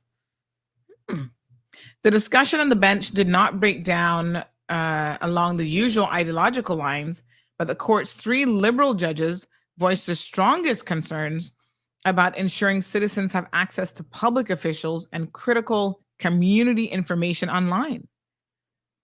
Justice Elena, is it Kagan, emphasized the increasing role of social media in elections and government operations. She said, this is the forum for officials to talk to citizens, for citizens to talk to officials, for citizens to talk to each other. And it is becoming increasingly so. And she added that whatever rules the court writes for the future have to take account for the big picture of how much is going to be happening in this forum and how much citizens will be foreclosed from participating in our democracy if they can be too easily blocked from various sites. Interestingly enough, the Biden administration backed the government officials in both cases, saying that they had the right to block users from their private accounts, which they categorize as a type of private property because they were not acting in an official capacity. Assistant Solicitor General there in the US said blocking certain users from private accounts is no different than elected officials choosing to speak only to a private room full of Republicans or Democrats to get their views about government policies. Joshi says, I understand that you can think of a lot of odious behavior by government officials being discriminatory in whom they speak to and whom they listen to. But at the end of the day, the Constitution does not prohibit even odious behavior by private citizens. And there was pushback on the government's suggestion that virtual social media accounts are comparable to an official's private physical property, where a politician, for instance, can hold a fundraiser or private discussion with like-minded constituents without violating the First Amendment. Interesting. Okay, well, we'll keep an eye on this. That could be quite an interesting case. We saw, there was another case back in 2019 that President Trump cannot block his critics on Twitter. Federal appeals court rules. So that was another case. And of course, now this has basically gone up to a higher level. What do you guys think about this? Should public, and I think it's different though. The US system's a little bit different with their definition of public officials, but do you think that elected officials or even civil servants acting in their capacity should be able to block you from commenting on their social media platforms? Or even being a member? I mean, I'm of 2 minds here. Like, I don't really know exactly how I feel about this, to be honest. I can see both arguments up to a point, and I think it's probably one of those things where, you've got to find balance, really. Yeah, and in all things, you can find balance. So I'm not too sure. How do I feel about this? I think it just depends on the circumstances. And there's some people who definitely are extremists in their views and the way in which they communicate with people. And I think that they deserve to be blocked, and they weren't being blocked if necessary. So, I don't know. That's a tough one. All right. Let me see here. So someone clarified that what was the procedure called again? Laparoscopic. It looks like cloacectomy, cloaccystectomy. You know what? We have the internet for a reason. Hold on. Let's get Google to translate it for us. To translate. Where's the translator? Where's my dictionary.com? Hold on, dictionary. We can get this pronunciation right here today. Cholecystectomy. Cholecystectomy. Cholecystectomy, I think is what it is. All right, let's see. Can we get this?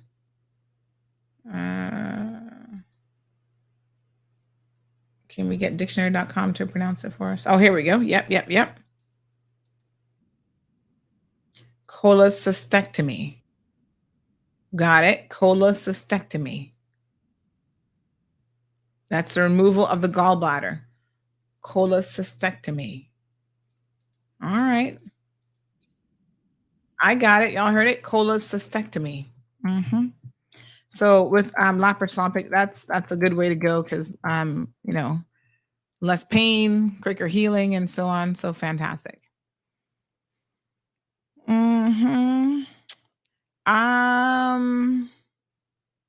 What about the weather system that's coming? I don't think it's coming our way, but let us just have a quick look and see where we are. We haven't really had any let's see what Mr. Weatherman is saying. Oh, he did something an hour ago on the tropics. So let's just have a look and see what's going on with the tropics. Give me 1 second here. I don't think it's anything that we need to be concerned about, but of course, these storms have a way sometimes of being incredibly unpredictable. So you never want to take for granted that, you don't want to ignore it, in other words, because you just never know. So give me 1 second. I'm going to play exactly what we have going on here and let you guys get the latest tropical update, because again, 'tis the season, honey chill, and it's still lots going on out there that we should be paying attention to. So give me 1 second and we'll get the latest update on what's happening. And a lot of us have interest, obviously, beyond the Cayman Islands. So, anything that's happening anywhere in the tropics, we need to keep an eye on. Give me 1 second here. Let me just see. Sort by date. Where is it saving this stuff? Hold on 1 second. Folder. What's the folder that it's putting it in?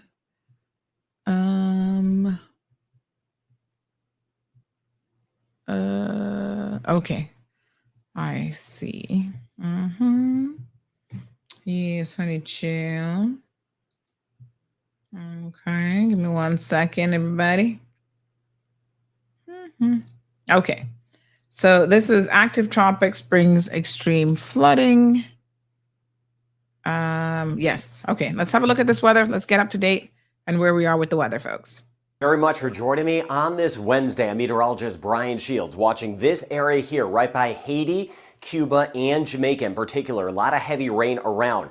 The flood threat is higher. The chance of development, though, is lower. That's some good news. I love to pass along good news in the hurricane season. With that said, as this marches closer to Belize, Honduras, and Nicaragua, and our Columbia Islands over toward San Andreas and Providencia. We could see it flare up. A quick tropical storm could still develop out of this because of those water temps. But again, development right now a little bit less likely than yesterday at this time. I'd like to let you know everything I'm seeing with that. This here Pilar, that is about to move away from Guatemala and El Salvador, and we need that to move away because there has been heavy rain and that mudslide potential is still ongoing. So let me break this down. Here's Jamaica, Cuba, eastern end of Cuba, higher chance of rain. Haiti, we're going to see from anywhere from Port-au-Prince as we work our way down toward Jacmel, that area of rain that will be around today.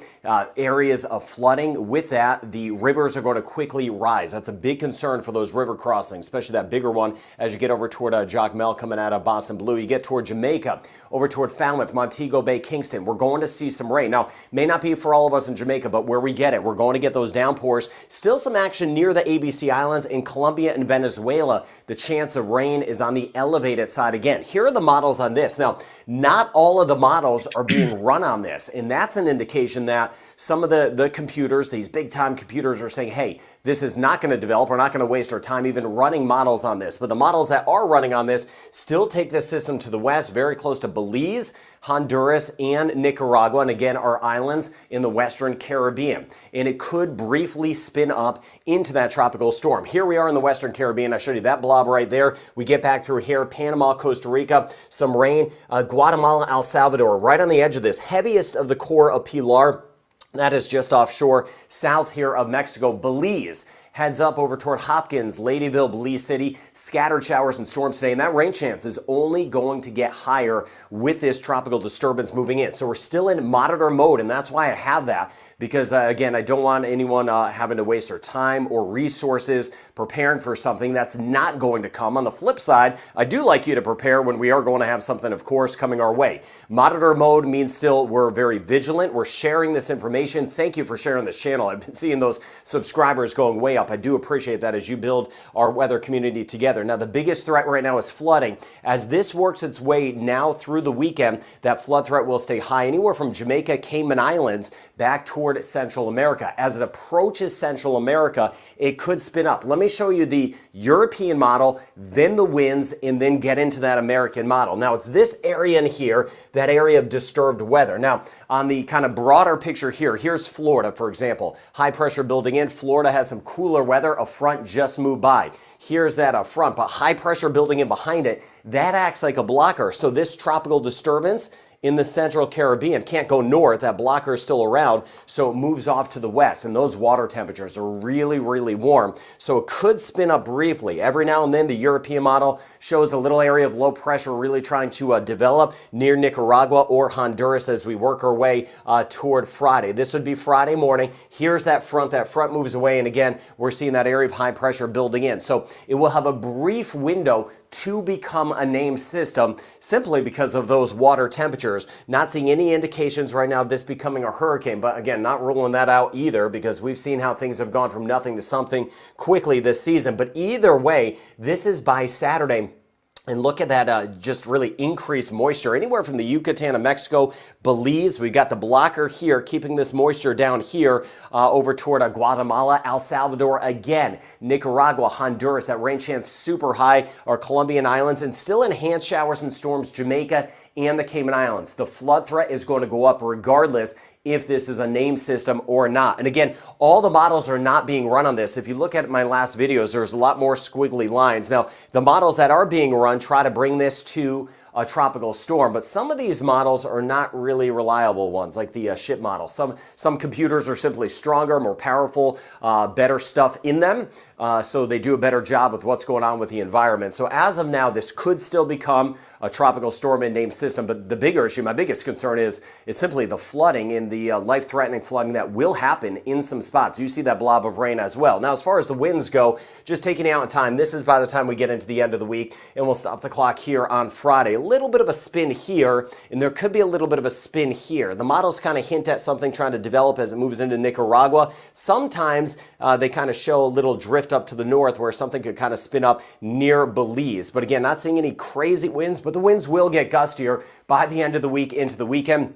Sunday as well, Eastern Caribbean, St. Lucia, Barbados, Trinidad and Tobago, Grenada, St. Vincent and the Grenadines. We're going to see a surge of moisture. Let me show you that. If you're watching from Trinidad and Tobago, we're going to keep an eye on things. I want to show you something in a second. Here is later today, that high chance of rain, Central America. Here's that disturbance, Haiti, the DR, over toward Cuba and Jamaica. Some chances of rain that are going to be higher than what we've seen over the last few days. Dominican Republic, we will see some areas of flooding, the potential of that. More of it's going to be to the west. This is by tomorrow. Again, lots of moisture here, but look at this surge over toward Trinidad and Tobago, northern Venezuela. Keeping an eye on that. We're going to see a little surge of moisture. As this moves this way, things start to feed in. You see that right there as we work our way into Friday. So Eastern Caribbean, even over toward Dominica, Montserrat, even up toward Saba, Statia, we may see increased rain, Barbados by Friday. But this area here is what could spin up into that tropical system. Cayman Islands, increased rain as we work our way into Friday. And then you see here just a lot of moisture. So there may be time for this to become a named system, but either way, tons of rain working in.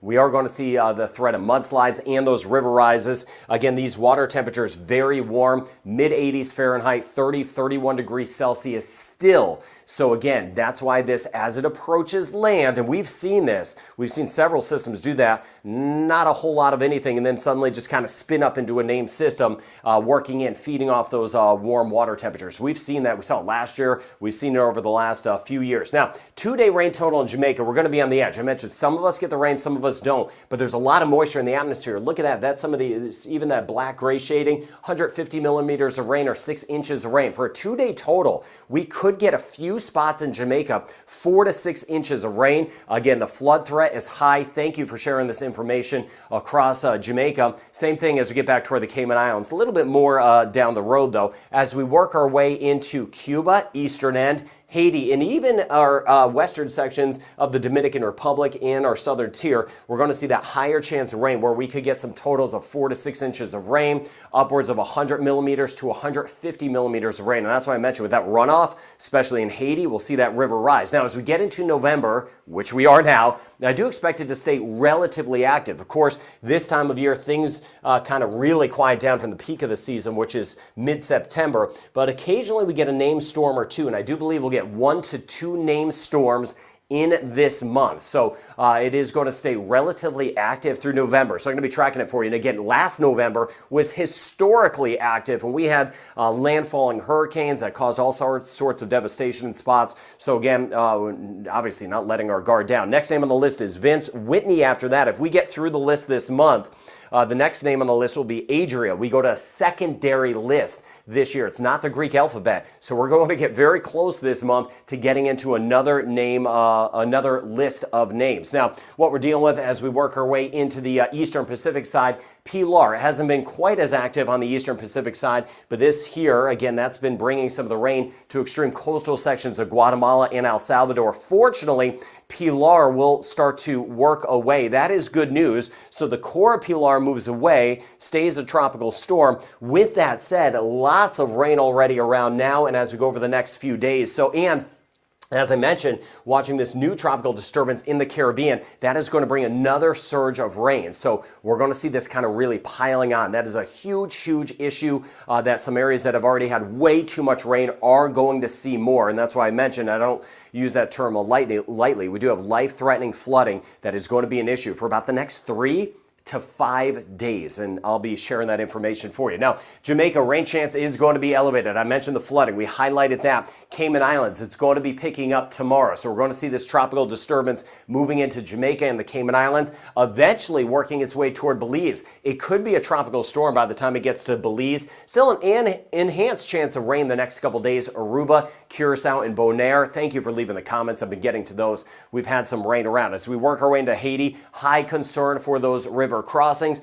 Dominican Republic, scattered to widespread rain and storms today, especially against southern and western sections today. Puerto Rico, more in the way of isolated showers and storms, and not as much U.S. and British Virgin Islands, about a 20% chance. Barbados, we're going to see that rain chance get higher. I was showing you that extra surge of moisture. As this tropical disturbance goes this way, we're going to see a surge of moisture working in. Same thing in St. Lucia. So Friday into the weekend, watching that carefully. Trinidad and Tobago, it's going to shoot up. We are going to have some flooding in Trinidad and Tobago by the end of the week. Grenada, same thing, watching out for that higher chance of rain, and St. Vincent of the Grenadines bumping up Friday and even Saturday with that new surge of moisture. So Guadeloupe, while there's not a lot around today, Guadeloupe, Dominica, and Martinique, the end of the week, we'll see that chance of rain getting up to at least 50 to 60% by the time we get into Friday. Antigua, Barbuda holding at about a 20 to 30% chance, 20 to 30% chance St. Kitts and Nevis and Montserrat.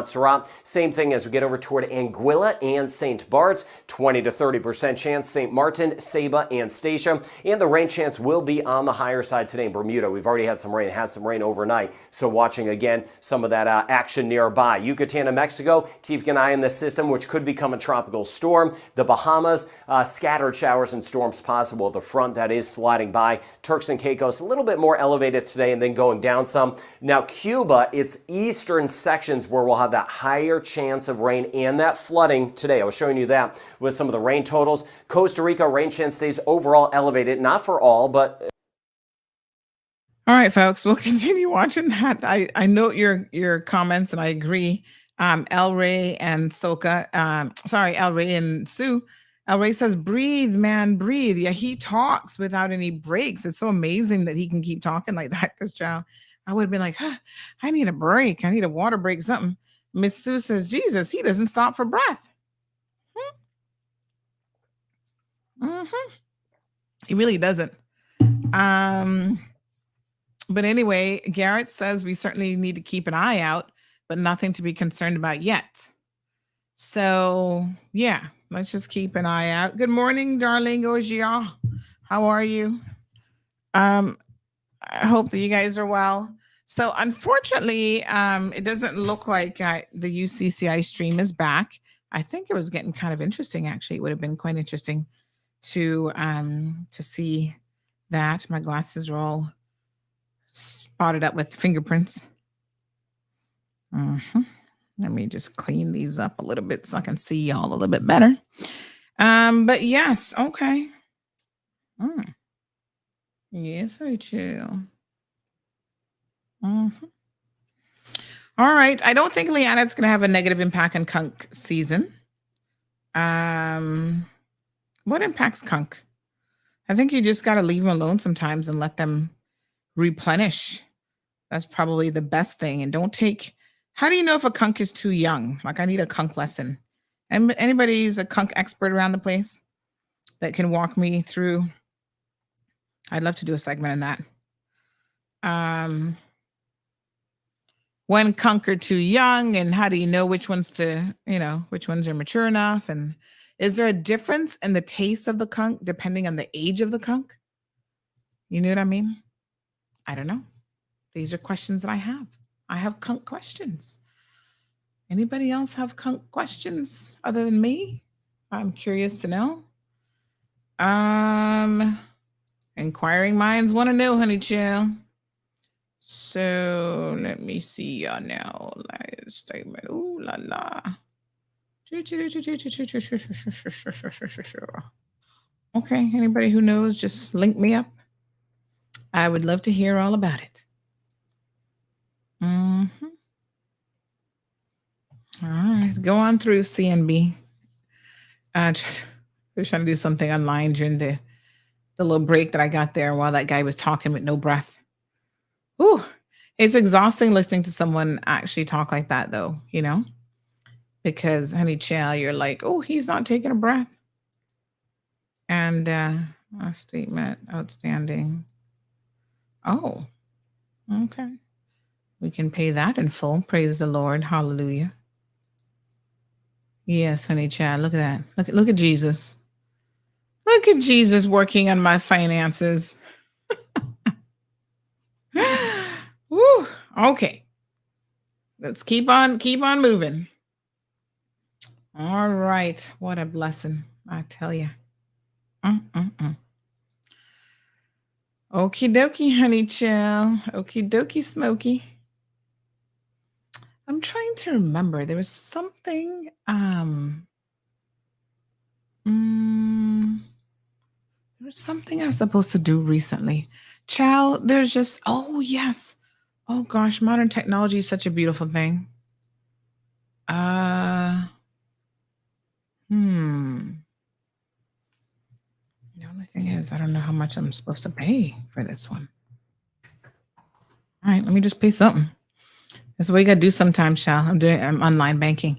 Can I tell you the one on my phone is kind of, oh, this one wants me to authorize it. I don't know. It doesn't like me to do transactions with a particular account on my phone. I don't know what's up with that. So I gotta log in on the computer, and I'm not in front of the computer all day. Mm-hmm. Yeah, honey child. You know how that go. Mess.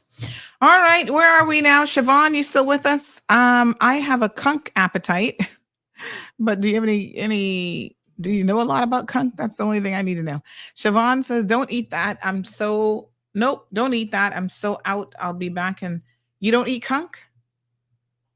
Huh. So no kunk question, maybe just one. Where's the feast?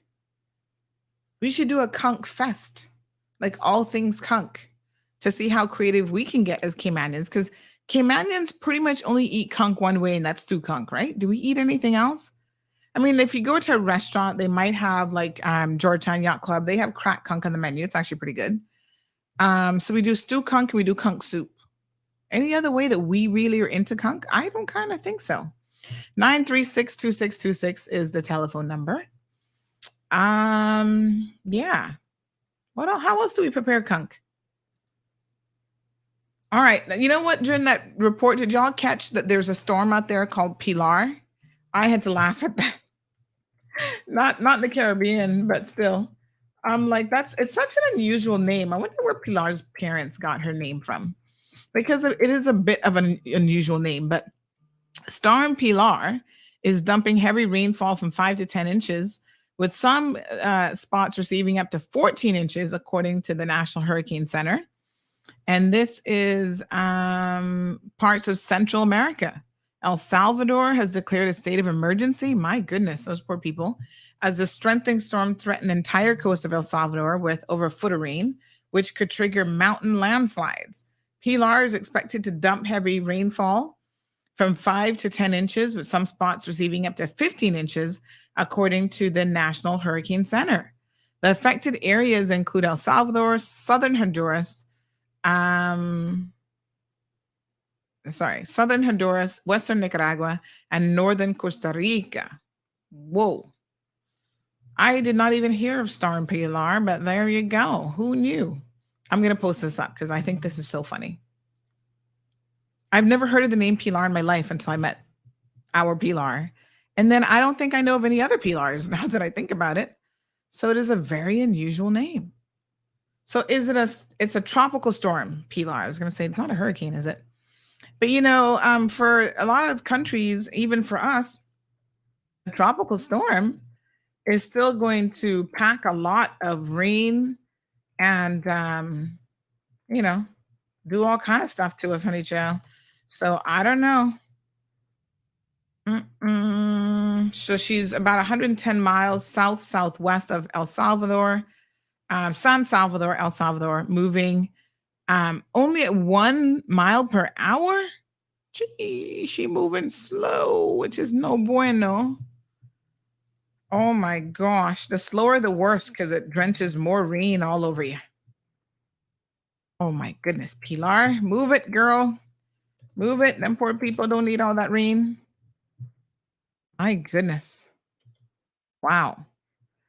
So we have a lot of people in Cayman who, are connected to Central America, who are from Nicaragua and so on.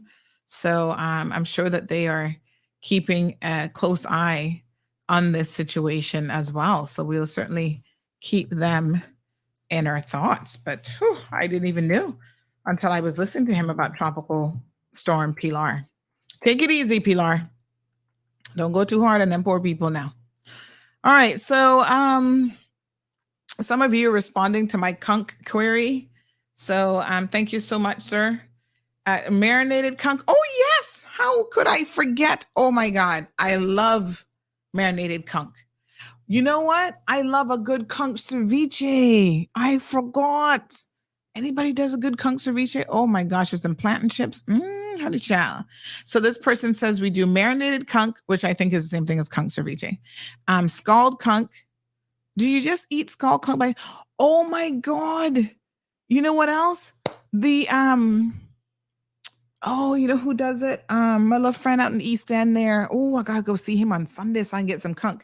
He does I guess that would be the boiled conch in the foil paper. Or is that boiled conch? But boy, that'd be so nice and peppery. And you put that with a little nice fritter. Wow. Yes, thank you. You got me thinking about conch. So we got marinated conch, scald conch. I don't really eat scald conch too much, but yes, okay. Crack conch, conch stew, and boiled conch. When it's in the foil, is that considered boiled conch? Is that because they just like steam it, right? Honey. Someone says conch and turtle meatballs. I tried last week. It was very nice. But you don't put conch and turtle like together as a meal, do you? I mean, you can have them both on the same plate, but you don't make anything together with conch and turtle, I don't think. All right, Nick, I got that information here for you that you needed. 1 second.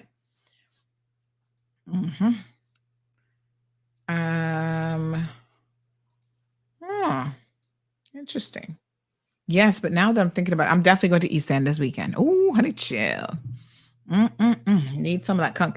Someone says you need to get a conch patty. There's such a thing. Who makes them? Oh, conch fritters. How could I forget about conch fritters? I love me a nice conch fritter. Yes.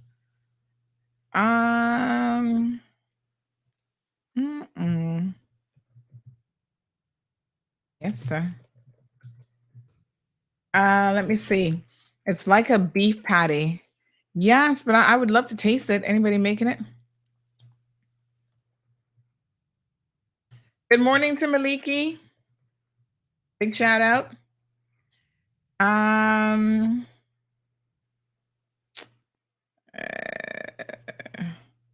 So somebody said that news weather guy is making people worry a bit more than necessary.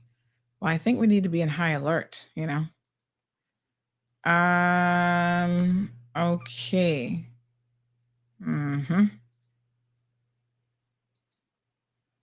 Okay.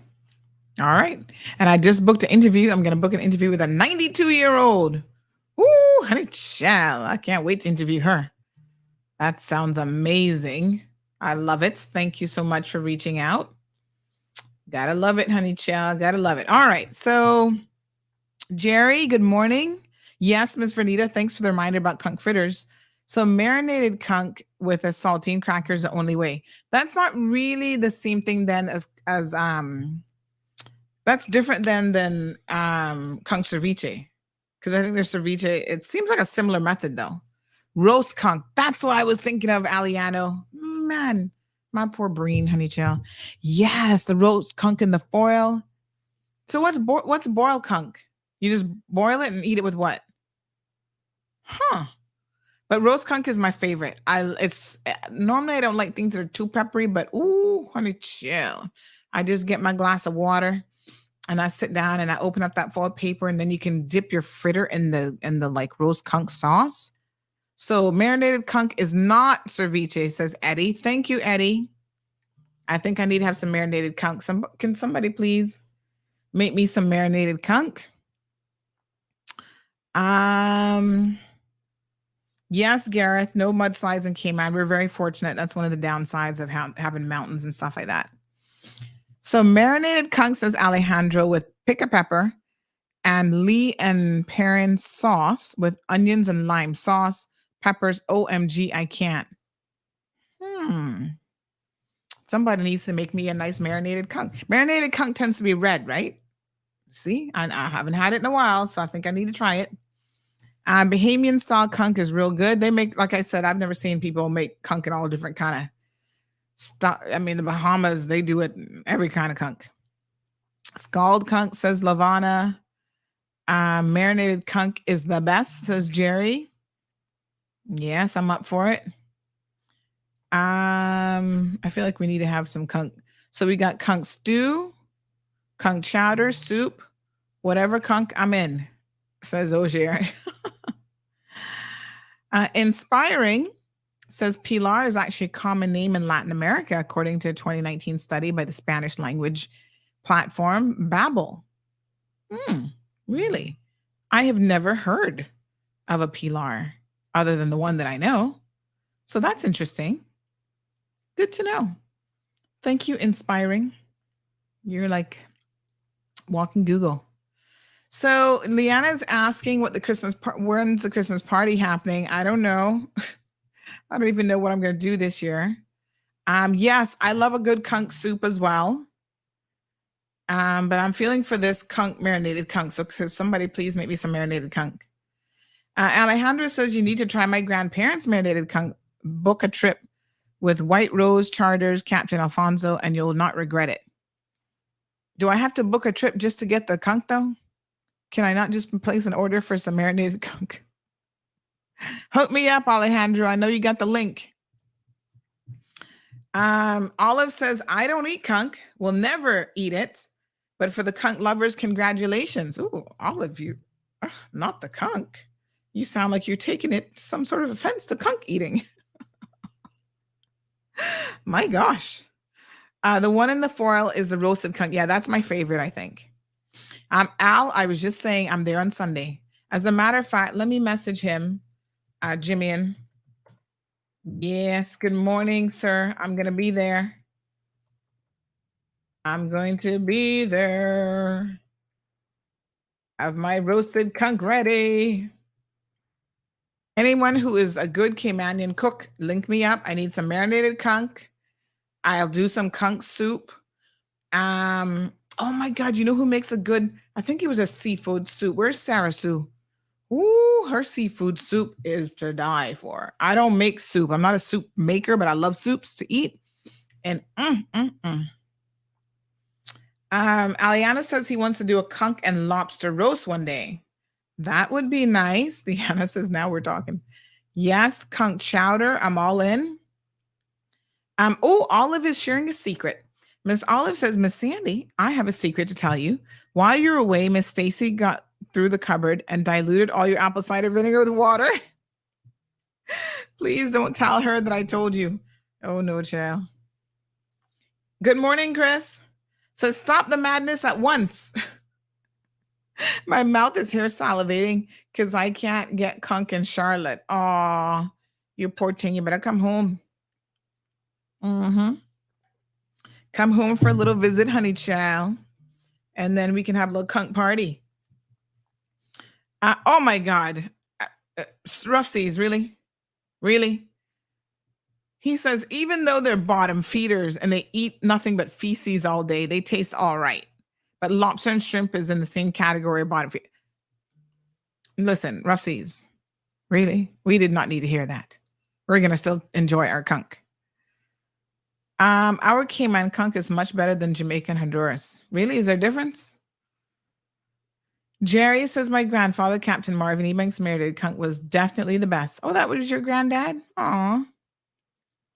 Ceviche is raw conch. Marinated conch is also raw. But I guess the way it's prepared, like the seasoning and stuff, is different. Denver, can you hook me up with some marinated conch? And I will take some conch ceviche while you're at it as well. Oh, you have to because they dive the conchs fresh and prepare it during the trip. Oh, okay. Well, you can just bring me some after the trip. Miss Turtle. Miss Turtle. Miss Siobhan says, don't know if you saw it, but I eat conch, turtle, crab. You don't eat it or you do eat it? Who eats the gut is seafood. What does that mean? Irvelin, I'm not sure what that means. Yeah, I love lobster, shrimp, all of it, except I don't want to see it in the shell because they're not very nice to look at. Oh, you don't eat those things. Okay. I'm sorry for you, honey chill. I could go for some good crab. Anybody got some good crab meat? Oh my God. I'm hungry. Y'all are ridiculous. Some of the best marinated conch is at a restaurant in Cayman is at Silver Sides. Where is Silver Sides? They do an amazing fish ceviche, Marinated conch is lobster. JJ's in East End does the best roast conch on island. I agree. I totally agree. Oh. Hello, Mama. I'm live on the radio. Yes, don't forget I'm on radio still. I'll call you afterwards. Okay, thanks. Beautiful customer service at CNB. Asked them a question 12:30 last night. They called me back to give me the answer. Look at that. Aren't they amazing? All right, boiled conch. Oh my goodness. Send me some more pictures of Miss the dancing queen of rock. Hold, I can post her up. This guy was wanted. What was he wanted for? David Cranston. I don't know what he was wanted for. Boiled conch, eat with hot pepper, green banana, and breadfruit. Sounds like you cooking, girl. Message me. Now listen. I don't know anything about preparing conch all these different ways. I've never prepared marinated conch, conch ceviche or anything, but I don't mind paying for good food now. And if you know how to cook a little plate of something, just message me and maybe we can work out a deal. Eden Rock. Lord, Eddie, I think you got to take me for lunch. Oh, I need some help here. Conch is, whoa, says this person, prime up before you climb up. Jokes. Well, I still need this conch patty, so tell me where to get that from. This person says, please call Anthony as he makes the best marinated conch. If you need his number. Oh, I got his number. Actually, hold on, honey child. He was supposed to be my launch for the cooking show. Maybe the time is right. Now that it's conch season, hello. I'm messaging him right now, honey child. Trust me, his marinated conch is on point. Really? Well, I hear he's a good cook anyway. Like, this boy got some chefing skills. So I'm going to message Anthony. Popcorn conch is very nice. No, I was just saying that we could do things with turtle and conch, not together. Turtle steak is nice too, and popcorn conch is the best. Have I had popcorn conch? I'm not so sure about that one. But I'm ready to be conked out. So just invite me over. Tell me where to get the food. Here comes Miss Soka. She's not a meat eater, so she says she's not eating snails, conch, agouti, lobster. Nope. Oh well, more for us. Ogier says, Sandy, you and I have the same taste in food. We could definitely do lunch. Ooh, I just love me some good food. Can you not tell? Al says, growing up in Cayman, we used to eat the conch nipples raw. I don't even know what that means. I don't even know what that is. Maybe I don't really want to know. I don't want to go too deep into that conversation. Oh my God. Aliana says, okay, can you stop now? Hashtag fat boy alert. I'm feeling the same way. I'm just like, Sandy, this is why you're 50 pounds overweight, because you love food too much. How the heck are you still talking about this? Island Taste has lobster patties. They do? Oh. Tyler, hook up a friend. Hook up a friend. Just let me know. I want to try these things. Oh yes, and you know who else do lobster patties too? Down by Devon House, Snoop's. They have lobster patty. Actually, the lobster and shrimp is really good. They do goat patty. I'm not really big on goat. Like, I had some goat meat the other day, and that was probably the first time in 5+ years. I'm not much of a goat person. I mean, it's okay. It tastes okay. I just don't get on my way to eat it. Olive says, I love that when it's prepared the right way. Love what? Mark, good morning. South Coast Bar in Breakers has boiled conch on Mondays and public holidays. Boiled conch. Okay. All right. Oh God. Now we're gone from that to Wilkes. Oh Lord Jesus. Edisol went missing was the one that started popcorn conch. Oh yeah. I don't think I've trying to remember if I had popcorn corn. I'm not sure. Denova says, there's so many ways to prepare conch. My mom made the best fried conch. The best fried conch salad. Conch can also be cooked as a rundown. Conch rundown. I wonder how different that is than our conch stew. I would love to try it. Yes. Ransford says you're built for comfort, Sandy, not speed. Oh, child, I just love food. Oh, Lord, especially our Caribbean food, honey, Jill. All right, let's keep the conversation moving this morning. That is so funny. So I was reading a couple articles last night. Let's stop talking about food because y'all are legit making me hungry. And I'm trying to get back into my little fasting routine. So I'm not going to have anything to eat till after 12 o'clock today. So let me just sip on my apple cider vinegar. I'm going to start taking apple cider tablets. I don't know if they're as good as drinking it, but I do know that when you're drinking it, you have to be very careful with the enamel in your teeth. So hold on. Let me see what Dr. Google is going to say about apple cider vinegar tablets. Let's see if they're, I would think as long as you're getting it in you, it probably doesn't matter too much. So let's see what WebMD. So WebMD says, okay, blah, blah, blah, crushed, fermented. Yeah, that's how you get apple cider. Okay, fermentation process. So this isn't so much about vinegar is an excellent source of potassium, magnesium, calcium, phosphorus. Some can be a good source of antioxidants. The darker the vinegar, the more antioxidants remain in the liquid. Darker vinegars are generally less refined than lighter vinegars with healthier compounds in the liquid. Yep, affecting taste and blah, blah, blah. So it may help with weight loss. There's one study that saw that. Some researchers thought the vinegar's acidic acid might speed up metabolism, but the data doesn't bear this out. And we're data driven around here. So that's a no. So it may be that people lost more weight because of the placebo effect. Is not interesting. Or perhaps because the acidic acid made them nauseated, which caused them to eat less. Okay. It may lower blood sugar levels. Okay. The effect was moderate and needs more research to know exactly how it works. Keep in mind that vinegar can't replicate diabetes medication and a healthy lifestyle, but it could, but it should be safe to add to your treatment plan. Okay. It may lower cholesterol. My cholesterol number is actually really good, so we're not gonna worry about that too much. The same small study reported ACV boosted weight loss. Okay. So this doesn't really answer my question though. I want to know, is it the same thing if I take it as in tablet form?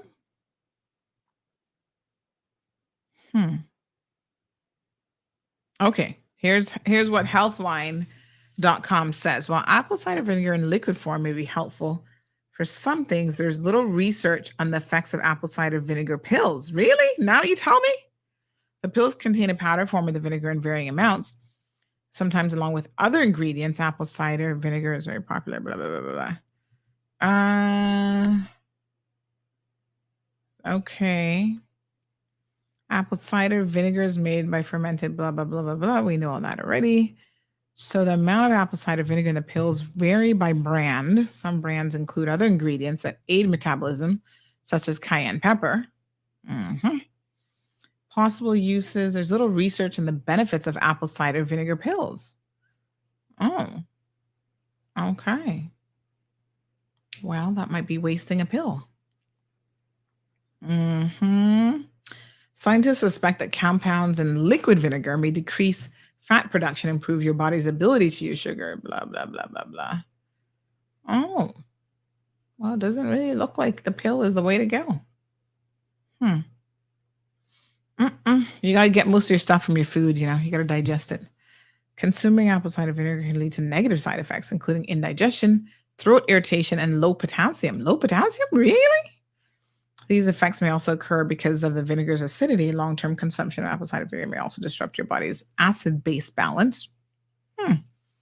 One study found that people who drank 25 grams of apple cider vinegar with breakfast felt significantly more nauseated than people who didn't.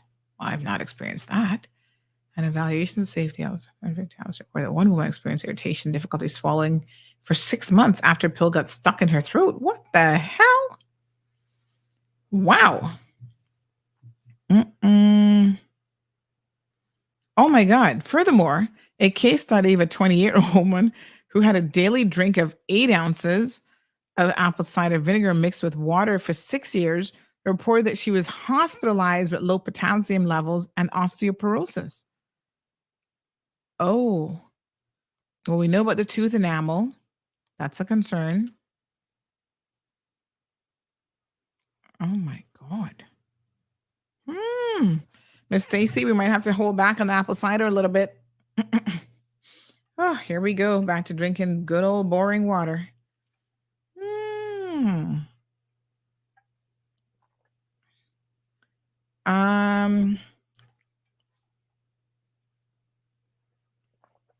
What a hot mess. All right, that answers that question. Thank you, Google. Appreciate it. Leanna says, I miss Cayman Black Salt Beef Rundown. Leroy's having a laugh at me and my apple cider. Leanna says, it's good for you, but need to drink more water to equal the intake of well. Seems like you got to be careful, honey chia. So there's no concrete evidence that it burns fat and helps weight loss. So we can't say that. That's, Leroy's no, you gotta keep drinking it. Yeah, it's the same one, but it doesn't seem to matter in terms of some poor side effects. I don't know if I've had my potassium level check. I have no clue. Listen, I feel good. I'm 50. All the tests are pretty good. So, but I still gotta concentrate on getting some weight off for real, like for real. Yes, sir. Leroy says, Miss Stacy, give her more. Need the show to blow up like Israel and Gaza. Oh my God. Charcoal pills make you lose weight? We're going to have to Google that and figure that one out. All right, let me see now. What else we got here? Recommendations for weight loss. Recommended weight loss is stress. This person says you don't have enough stress in your life. Get stressed out. No, but some people eat when they're stressed out. So not everybody. Not everybody, honey child. So, my favorite holiday, Thanksgiving, is right around the corner. Oh, there goes that diet. What the heck? Goes out the window, Thanksgiving and Christmas. Oh my gosh. He's an awesome cook. I think he's done a dish with Chef Bourdain with Aki and Kunk, and everyone loved it. Check him for, yes. Okay, I will. Let me know when. Oh, Anthony said, roll on through. I'm coming, Anthony. Good morning, sir. How art thou? Are you hungry? Are you coming for my iguana? He keeps going to lunch without me. Well, I don't think he's eating Kunk. He's eating my Jamaican apple tree. Yeah. He'll stop being a no-show and we'll get him. Talking about weight That don't loss. sound like you coming to look for him. No. I am coming to look for him, but I wanted to talk about something a little bit more important. All right. Like your efforts. Okay. Yes, Danny. Tell me. I don't think you should be focused on things like, does apple cider vinegar help you lose weight? No, I just need to stop putting stuff in my mouth. No, you actually need to eat. But what you need to, all right, you said you're 50 pounds overweight. So what you really need to do is you need to pick a number that's lower than your weight, and you eat to maintain that body weight. And then your body will use up extra stored So let's say your lean muscle mass is, I don't know, just pick a number, whatever the number is, find out what your lean muscle mass weight is, and you eat for that, right? And then your body will use up what is stored because you're heavier than that. But if you don't manage what you intake, you're just going to keep maintaining your current body weight. Yes. But it's not as simple as just, that, because sometimes people have issues that make it a little more challenging. Oh, can we talk about what some of my issues are? Yeah. Okay. Not getting enough sleep. We know that impacts your metabolic health and actually, puts weight on you. Well, that shortens your life. So I'm not sure what you're doing and whether it's important enough to shorten your life.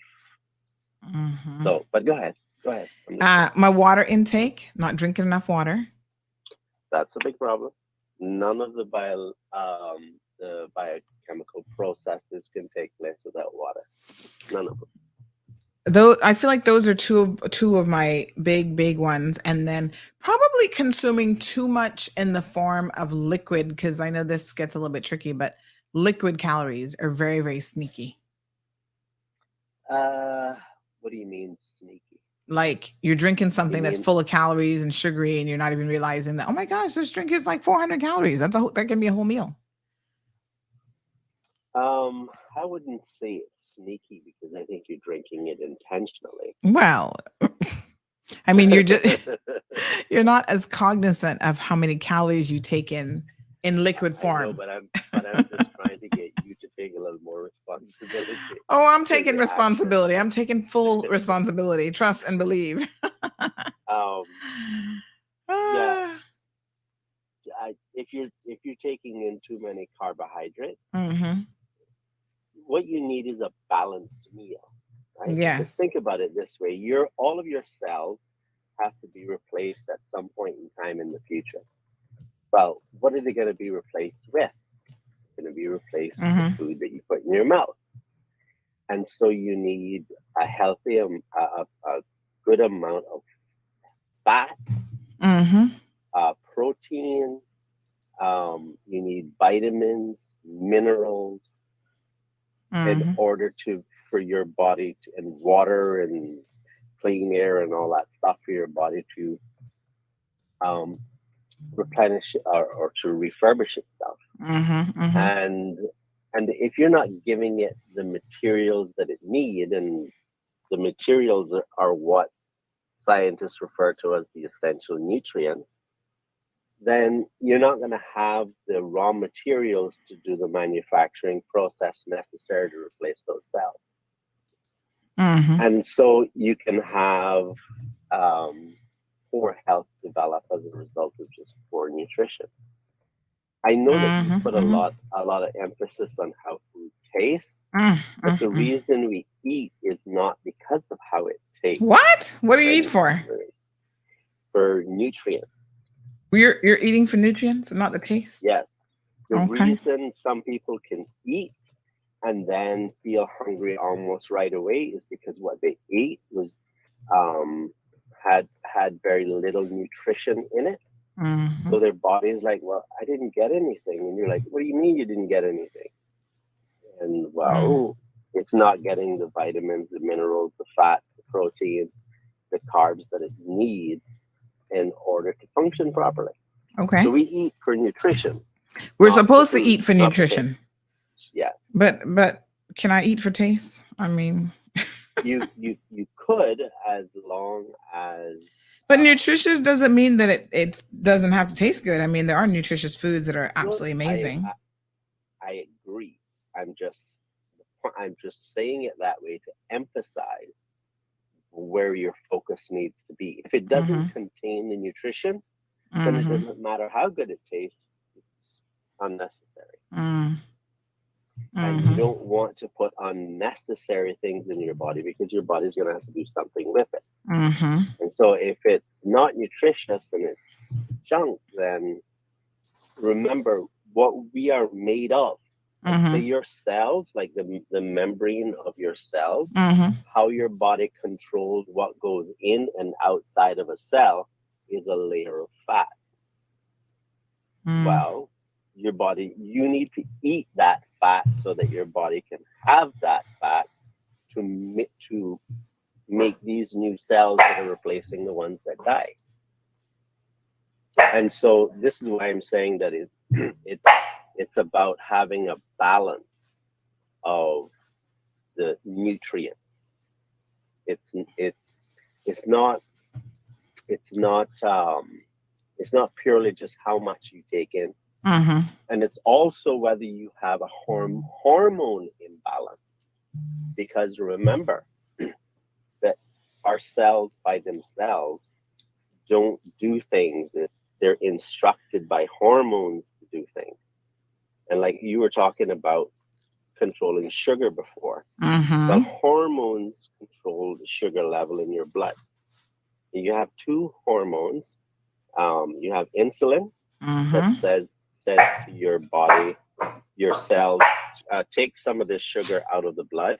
And then you have another hormone called glucagon that says to your body, hey, give me some fat that I could turn into sugar and raise your sugar level when it's getting too low.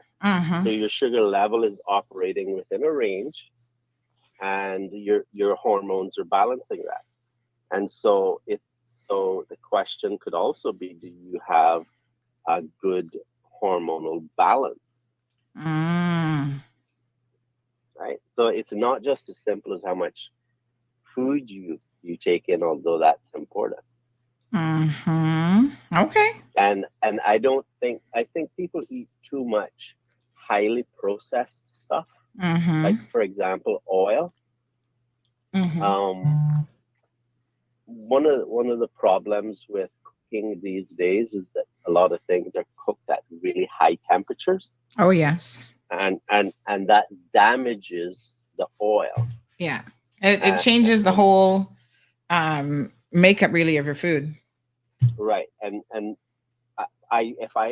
when I'm cooking, I usually don't put the temperature any higher than halfway. So you slow cook it? Yes. Okay. Because in order to avoid that issue. See, like how the doctors will say to you, stay away from fried food? Well, the reason for that is that the temperature and some of the types of oil that is used is not good for you. But there's nothing really wrong with fried chicken. The problem is the process. And so if you're not frying food at the standard high temperature, then there's nothing wrong with frying a piece of chicken. Okay, all right. So we do things that are not healthy for us. But there's another thing. Like some people take certain blood pressure medicines. That some of those we got Zeus that wants in on the conversation. But Denny, we do have Chuck as well, who's going to be joining us and the conversation. Oh my goodness, Miss Stacy, might be time to take Zeus out. But go ahead and make this final point for me, Denny. When if you're taking certain blood pressure medicines, it can interfere with your body activating CoQ10, and that's very important for the ability. Zeus, stop it. Denny's talking. Don't be rude. Yes, sir. If I put on my dog voice, it might scare it. I keep picking him up, but I think he probably needs to go to the bathroom, so I'm gonna have Miss Stacy come for him. Yes, go with me, Stacy. Not taking certain medications that interfere with the activation of CoQ10, which is important for your body to be able to your mitochondria to pull in fats and metabolize them. And if you have to be on a blood pressure medication, there is a solution to that. There's a supplement called ubiquinol, Effectively, all it really is CoQ10 that has been pre-activated. Oh, I have some CoQ10, but I don't take it. I'm the worst also Yeah, at taking tablets, I should tell you. I know, but the point that I make is taking the CoQ10, if you're taking certain blood pressure medicine, your body doesn't allow it prevents your body from activating the CoQ10. And unless it's activated, your body can't utilize it. And so ubiquinol is essentially CoQ10 that has been pre-activated, so you could continue to take your blood pressure medicine if for people that need that. Send me a link because I'm interested to know which blood pressure meds and so on. All right, let's bring Chuck in. Thank you, Denny. Appreciate it. All right, bye. All right, Chuck Taylor, folks in the house. Hey, Chuck, how you doing? Hey, morning, Howard. How are you doing? I'm good. I'm good. So we've been talking about all kind of stuff this morning. We got about 20 minutes or so left in the program. Okay. Let's talk about health and wellness, and tell us a little bit about, what you do to try to stay healthy. How old are you, Chuck? Do you mind telling us your age? I'm in my mid-50s. Okay, so you're a little bit older than me. Yeah, all let right. me take off my headphones. Yes. So when you get to a particular age, things start to look different, feel different. And I think we need to all try to compensate in some meaningful way to try to improve our health as much as we can. So how do you maintain the balance of, relatively good health? How's the diet? For what we do, we are really probably our worst enemies. In my industry, I'm at work at 5 o'clock in the morning, so I probably don't eat as good as I should. Right. And this is, 30 plus years of doing this. So I really took a look at about 20 years ago and changed my diet. I was a big kid growing up. I don't know if you remember. I was probably like 200 pounds when I was like 14 and 15. I was a big kid. Really? Okay. Yeah, I was that big. And I had a lot of health issues, And I decided, and it's kind of, my dad took a look at it and I got involved in a lot of sports and stuff like that. But it was really the eating part of it, stop eating late. Number one rule. I don't eat after 6:30, 7 o'clock. It got to be a salad or something like that. And even then, it's questionable. I try to eat. If I look at food, I only want half of it. We always used to say, "Oh, get a plate, get a plate." I rarely get a plate of anything. I eat half of it, and that's my limitation. So portion control. Yeah, portion control. Yeah. And the foods that I love, I know I can eat 2 or 3 plates of it. So that's even harder. We love West Indian food. Yes. And I haven't, I stopped cooking with salt about 25 years ago. I don't eat anything. If I eat something salty, I almost want to pass out. A bag of chips or stuff like that. Yeah, because I realized that my body doesn't process it well. Yeah. So when I eat salt, you automatically blow up. Think of it as, and women can relate to this, and we're talking health. Think of always having a period situation because you are so bloated from the salt. Men, we have it too. And because of the work that I do, I don't sweat very much. We're not out in the sun. We don't get that vitamin D. We're not that outside person because a lot of us work in offices. So imagine now we're limiting the amount of exercise that we get, and we're doubling the intake on things that we really isn't good for us: sugar, salt, those things. So make a conscious effort to limit them, because salt is in everything we eat automatically. If you drink a soda, if you drink, even food that don't have salt has already salt inherently in it. So why add more to it? Right. Those are just some of the simple things. And also, I try to figure out where in my time, like I take my lunch, generally at 10 or 11 is my lunch time. And the reason being is now I have afternoon to work off that lunch that I'm taking. And lunch is generally my biggest meal of the day because I want to be able to get through my energy level and keep it focused and things of that nature. So you know how they say, oh, have a big dinner, because what happens is you go sleep at that point in time. You know, and sleep is, for me, is regulatory also. I usually am knocked out by 8:30, 9 o'clock. My house is locked down. Okay. Yeah, you know, my kids, they get into that routine, and so they're up at 5 o'clock. You know, I'll check on them. Hey, you guys up? Yep, we're up at 5:30, 6 o'clock, because that's the time that your brain is kicking in. And also, when you wake up in the morning, I always do this. Take 10 minutes on the side of your bed to let your body react to waking up, you know, because when you jump up automatically, everything, there's no water for the brain to get. You're not functioning at your highest level when you automatically wake up.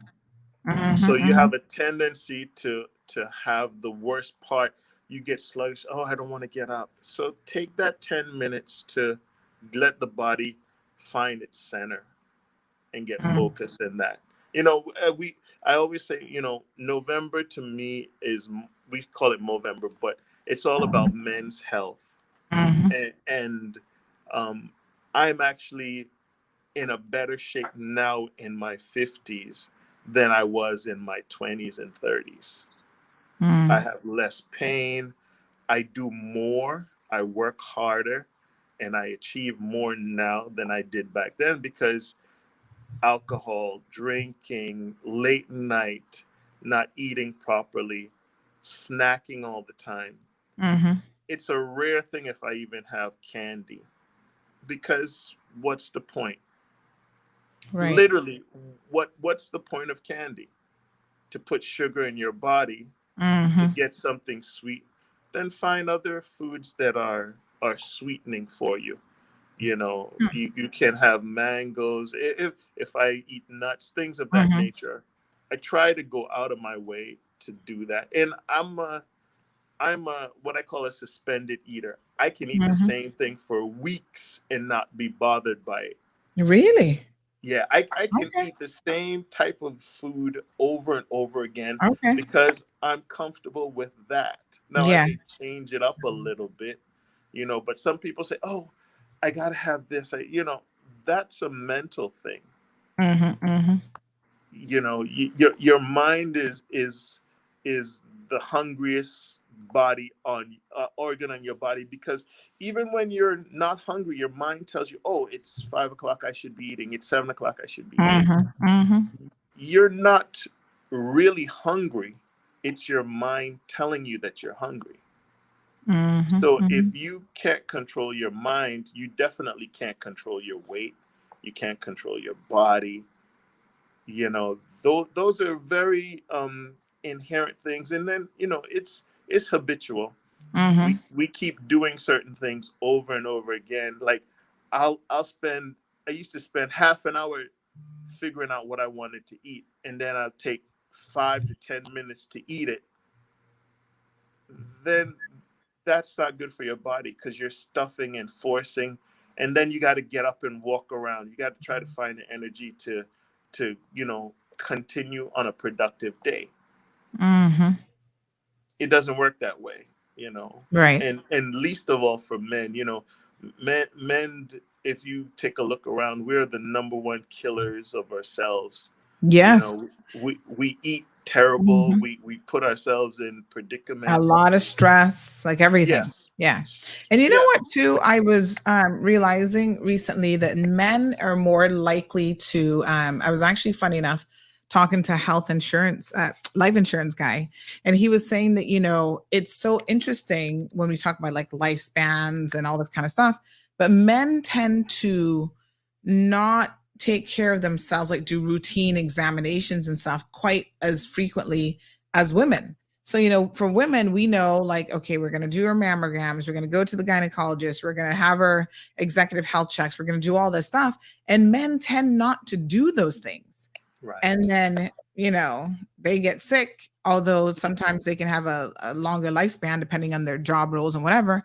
So a lot of it really has to do with preventative action that you can take to improve your health.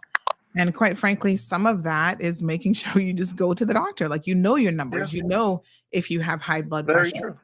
true. One of the things I try to tell people if I get in a conversation is, men, know what your baseline is. The women have always had a tendency to have a great network of friends. Hey, have you doing this? Us men, I don't say to a guy, you know, how's your prostate? When's the last time you had a check? Yes. Those types of conversation generally don't happen. Yeah. So if a man goes and spends XYZ to find out what your baseline is the first year, then for the subsequent years, it's less money, it's less time, less ailment, less sickness. Because each year you get older, yeah, guaranteed more problems are going to come: joints, muscles, tendonitis. You can't play basketball, you can't run up and down. And then I thought about it in my case. I have young kids. How am I going to be able to be there for them if I can't keep up with them? If I can't, you know, be able to healthily take care of them, you know. So cooking for them, they see a better way of cooking. You know, our parents were some of the best chefs in the world, but they didn't cut off the fat before they cooked something. Or, you know, growing up, what was boneless chicken? You know, what was skinless chicken? Those types of things. It was like, what do you eat? What is that? You know, those types of conversations were never there. And thankfully we found it now. So we need to partake on that to show them how better to eat, and also provide, you know, my kids, they come with me to the doctor. I want them to hear what the doctor's saying to me, so that what, like, Dad, you know, you shouldn't be eating that. You know, Dr. So-and-so said not, you know, because now they have a vested interest into our health, just like how we would take, you know, our kids to the doctor, and we would listen and say, oh yeah, you have to do this. At a certain point in time, they become us, and we need to show them what to do. Yes. Oh yeah, help us. they pick up those habits very, very easily. Especially the bad habits. The good ones, Yeah. it takes them a lot. As parents, it takes kids. I mean, you do the right things 9 times out of 10, and it's that 10th thing, you know, eating too much candy, whatever. That's what they're on board for. They're like, oh yes. Right. Exactly. You know, and the great thing about it is, the sleeping habit, I think, is so critical for us. We don't drink enough water. We don't get enough rest. Yep. And so when we have issues to happen to our body, yeah, those are two of the primary things. You know, I mean, living in the States, and like you, I did that for numerous years. I didn't get to have heat and sweat, so I was in a cold place, and I literally was sick 3 months out of the year. Really? Guaranteed. Wow. Because you're not able to go outside. Yeah. The cold, you didn't get enough sun. Your body wasn't, you didn't get enough motion. And also, you laugh about this, I didn't laugh enough. I was not happy enough in those places, because it was too cold to see people. It was too cold to have movement. And then when I did have movement, it was to a job. There wasn't, you know, after activities, things like that. So, you know, and also the portions that I ate were junk portions. And when I say junk portions, you walk in and someone cooked you a meal. You don't know how much salt, sugar, what they put into that. So it was junk portions. That's true. You know, so when you cook, like my daughter, she's a great chef, And oh, Dad, I found this spice. You got to taste it. So there are alternate things to it. And also when you can, and I'm not saying this all the time, when you can cook outside of your box. In other words, cook Chinese, cook Filipino food, cook Russian. Learn something else beside our West Indian food, our West Indian culture that you can do that's not time consuming. So when you want a little variety, you want something different, you got to take something for a potluck for the school or something. You can bring a little flavor to it that's not necessarily yours, but still in your wheelhouse. Okay. All right. Let's read a few of the comments that are coming in this morning. Ms. Brenda's on board. She says, right, Chuck, I don't eat after 6 p.m. Discipline is the key. She says that she also has the ability. She's very basic and a simple eater. Maybe we could swap some notes. Well, you probably don't have many notes if you're basic. I get you, Miss Brenda. I get you. Evelyn agrees. She says, true, Chuck. Leroy says, Sandy, train Chuck to sleep early like Gigi, but he goes to bed early. It's me that's up. And you know how I know when I'm really tired, Chuck, and I still kind of a lot of times power through it, is when I put my daughter down 7:30, 8 o'clock, and I'm like falling asleep next to her. That's when you know you are just tired. And still, I jump up like 9. I'm like, oh man, I got so much to do. And I get back to work, and then I'm up to like 12, 1 o'clock in the morning. So I'm going to work on that. I'm really going to try to work on that. And you know what? And this is just me. If I have a lot of work to do, I'll even, just as I get in at 5 o'clock, I'm like, hey, folks, I'm going to shut down. I'll sleep till midnight, 1 o'clock. I'll get up for those 2 or 3 hours and I'll work, because I get more done at that time when everybody's quiet, everybody's asleep. Absolutely. Everybody's knocked out. My brain has rested. I'm in full. And this is just because I go to work 5 o'clock in the morning. So it's an early morning thing that I said, okay, you know what? How can I get more rest? There's only, and folks, for any listening, here's I call it a rich thought. Okay. There's 24 hours in a day. Yep. How much sleep are you supposed to get? You're supposed to get 8 to 10 hours sleep. Okay. Then you're supposed to work 8 hours a day. So that's 18 hours of your day gone. So it's only 24 hours, and those 24 hours doesn't change. So how do you have time to eat? How do you have time for a little exercise? How do you have time to take care of the kids? Right. So the normal go to bed at 8 o'clock, go to bed at 9 o'clock, that doesn't suffice in our world. If you go to bed 8 o'clock and you got to wake up 6 o'clock in the morning, that first first hour, you are fumbling trying to figure out how to get dressed, how to get showered, how to get something to eat. You might as well have forgotten everything, because you are not productive during that first hour, because you didn't get enough rest. You didn't get enough time. So if you're going to watch TV, pick that day to watch TV. This is what I'm going to do. TV, that's my show. This is my time all the time. Stick to that. If I'm going to work late on a Tuesday night all the time, because I know Wednesday morning I got a early morning show, stick to that. Get in that regiment of always being consistent, even if it's a bad habit, because you'll compensate for that bad habit. And that bad habit, you'll find a plus. Say, man, I'm too tired on a Wednesday morning. You know what? I need to go to bed early on the Tuesday night. You'll find the compensation, but if you keep shifting it, it doesn't work. Yes. You'll always be behind the 8 ball. And that's the reason why, I say, Chuck, you're always on the radio, because I'm consistent with it. Yes. Yeah.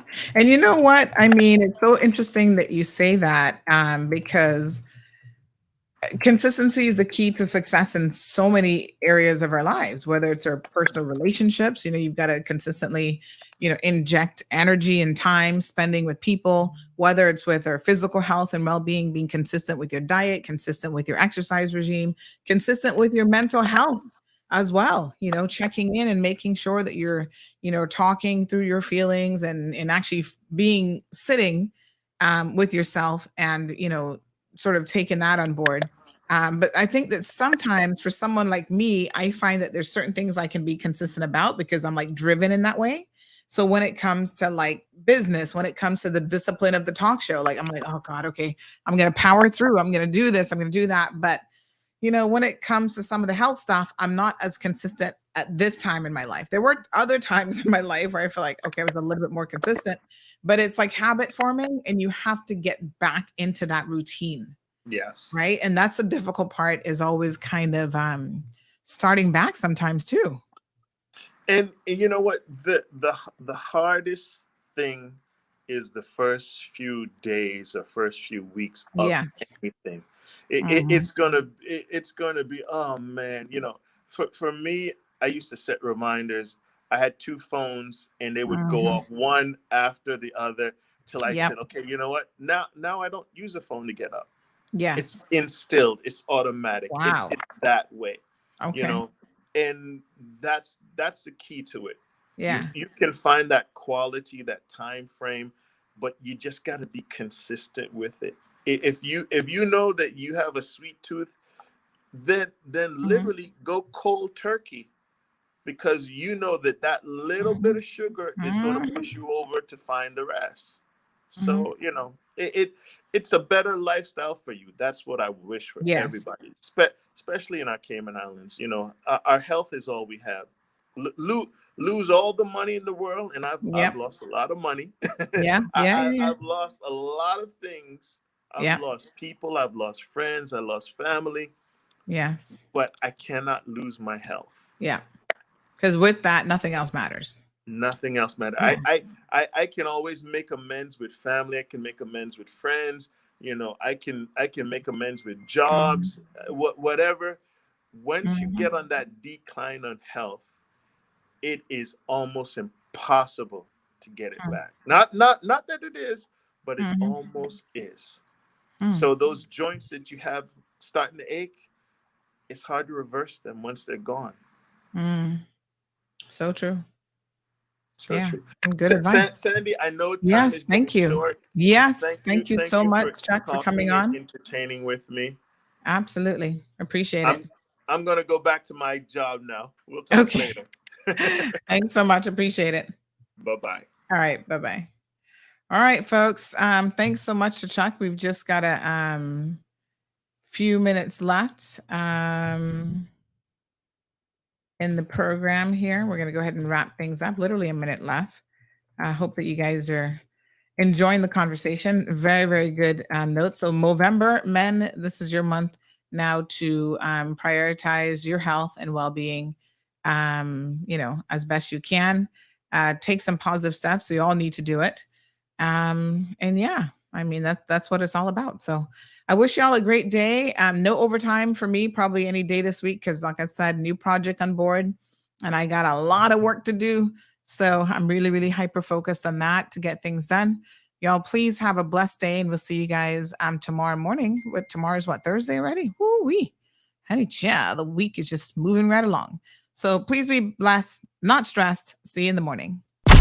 Thank you for tuning in to another episode of The Cold Hard Truth on Bobo 89.1 FM. Cayman's #1 talk show is live weekdays from 7:30 a.m. Never miss an episode again. Watch anytime on CMR's Facebook and YouTube channels for the latest show episodes. Don't forget to follow us online on our social media channels and visit CaymanMarlRoad.com for all the latest news and community happenings.